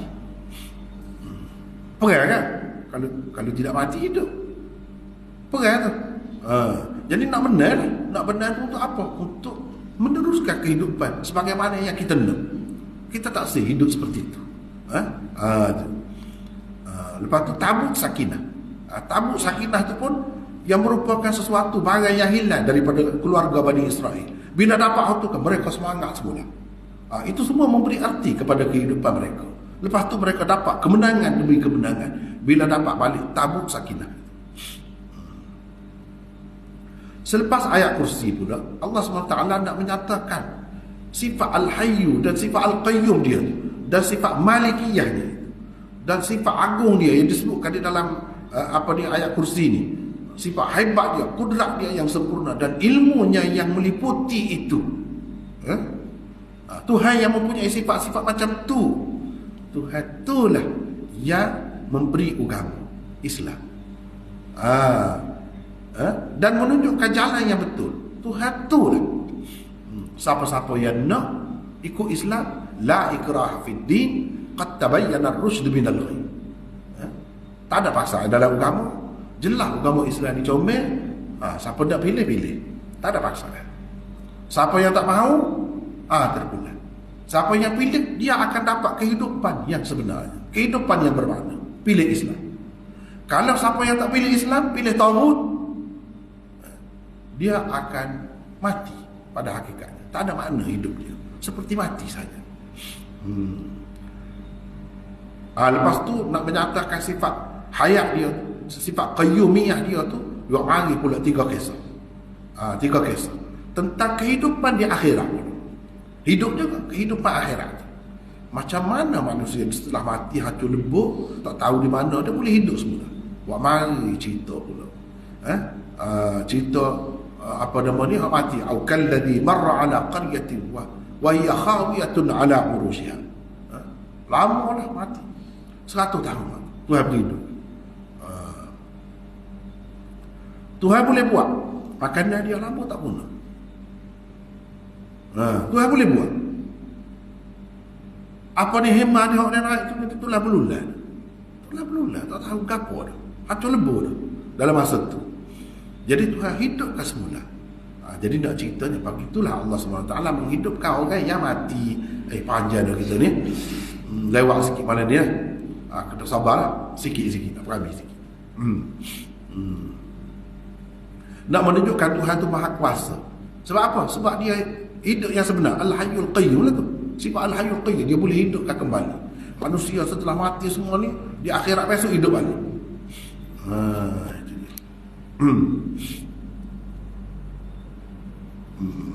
Lepas tu Allah SWT cerita pula tentang sedekah, khairah, buat kebajikan ke apa tu. Nak ceritanya untuk kehidupan dunia dan untuk kehidupan akhirat, semuanya ini, amalan-amalan ini bermakna, berarti untuk kehidupan dunia dan di akhirat. Kita bagi sedekah, bagi derma, bagi apa, dia ada makna dalam dunia. Orang lapar jadi kenyang. Gitu. Itu faedah sedekah. Tapi kena ikhlas kerana Allah. Jangan mengungkit-ungkit, jangan apa, kalau gitu sia-sia. Tak ada faedahnya untuk akhirat. Ada faedah untuk akhirat, benda-benda ni untuk kehidupan akhirat ada faedah kalau kita ikhlas. Kalau kita tidak ikhlas, tak ada faedah. Sia-sia sahaja. Lepas pada tu surah ni diakhiri dengan firman Allah, lillahi ma fis samawati wa ma fil ardh. Dalam ayat ni Allah SWT ceritakan segala perkara yang berkaitan dengan keimanan dan dengan akidah. Dan disudahi surah ini dengan doa dan istighfar. Sebab apa? Sebab iman, taubah, istighfar, itu semua sebenarnya menghidupkan jiwa manusia. Itulah yang menyebabkan manusia ni jadi hidup. Dan manusia dapat hidup yang abadi besok, bila di akhirat besok. Hidup yang bermakna, hidup yang berarti apabila dia ada iman. Kalau dia ada salah silap, dia taubat, dia istighfar dosa sebab dia manusia, tidak maksum. Allah SWT dapat cerita dah, ini cara kamu nak hidup abadi. Di akhirat besok kamu tidak akan ada mati dah. Jadi disudahi dengan itu. Jadi sebab itulah dia kata ayat kursi ini apa ni? Seperti hati. Seperti hati, jantung, seperti jantung. Dan Al-Hayyul Qayyum itu seperti nyawa yang ada pada tubuh manusia. Dan ayat-ayat yang lain itu seperti anggota-anggota tubuh manusia. Jadi kita boleh tengok dah tadi, dia sebut daripada awal 40 rukuk tu dalam itu terkandung. Hakikat sebenarnya mentafsirkan, menjelaskan makna Al-Hayyul Qayyum Allah. Dan kita kalau nak hidup yang sebenar, nak hidup kekal, nak abadi di dunia, bahagia, dan di akhirat kita akan abadi kekal buat selama-lama dalam keadaan bahagia dan dalam keadaan bermakna. Arti nak hidup lagu tu, ikutlah, kena beriman, kena percaya kepada Quran, kena mengamalkan ajaran-ajaran Quran. Situ semua, balik situ. Itu ringkasan tafsir daripada Syekh Abdul Aziz tentang arti di sebalik ajaran di sebalik ayat kursi yang kita baca tadi. Jadi saya rasa malam ni sekat tu ni pun lebih banyak masa ni. Wallahu a'lam. Akhiru da'wana alhamdulillahirabbil alamin. Assalamualaikum warahmatullahi wabarakatuh.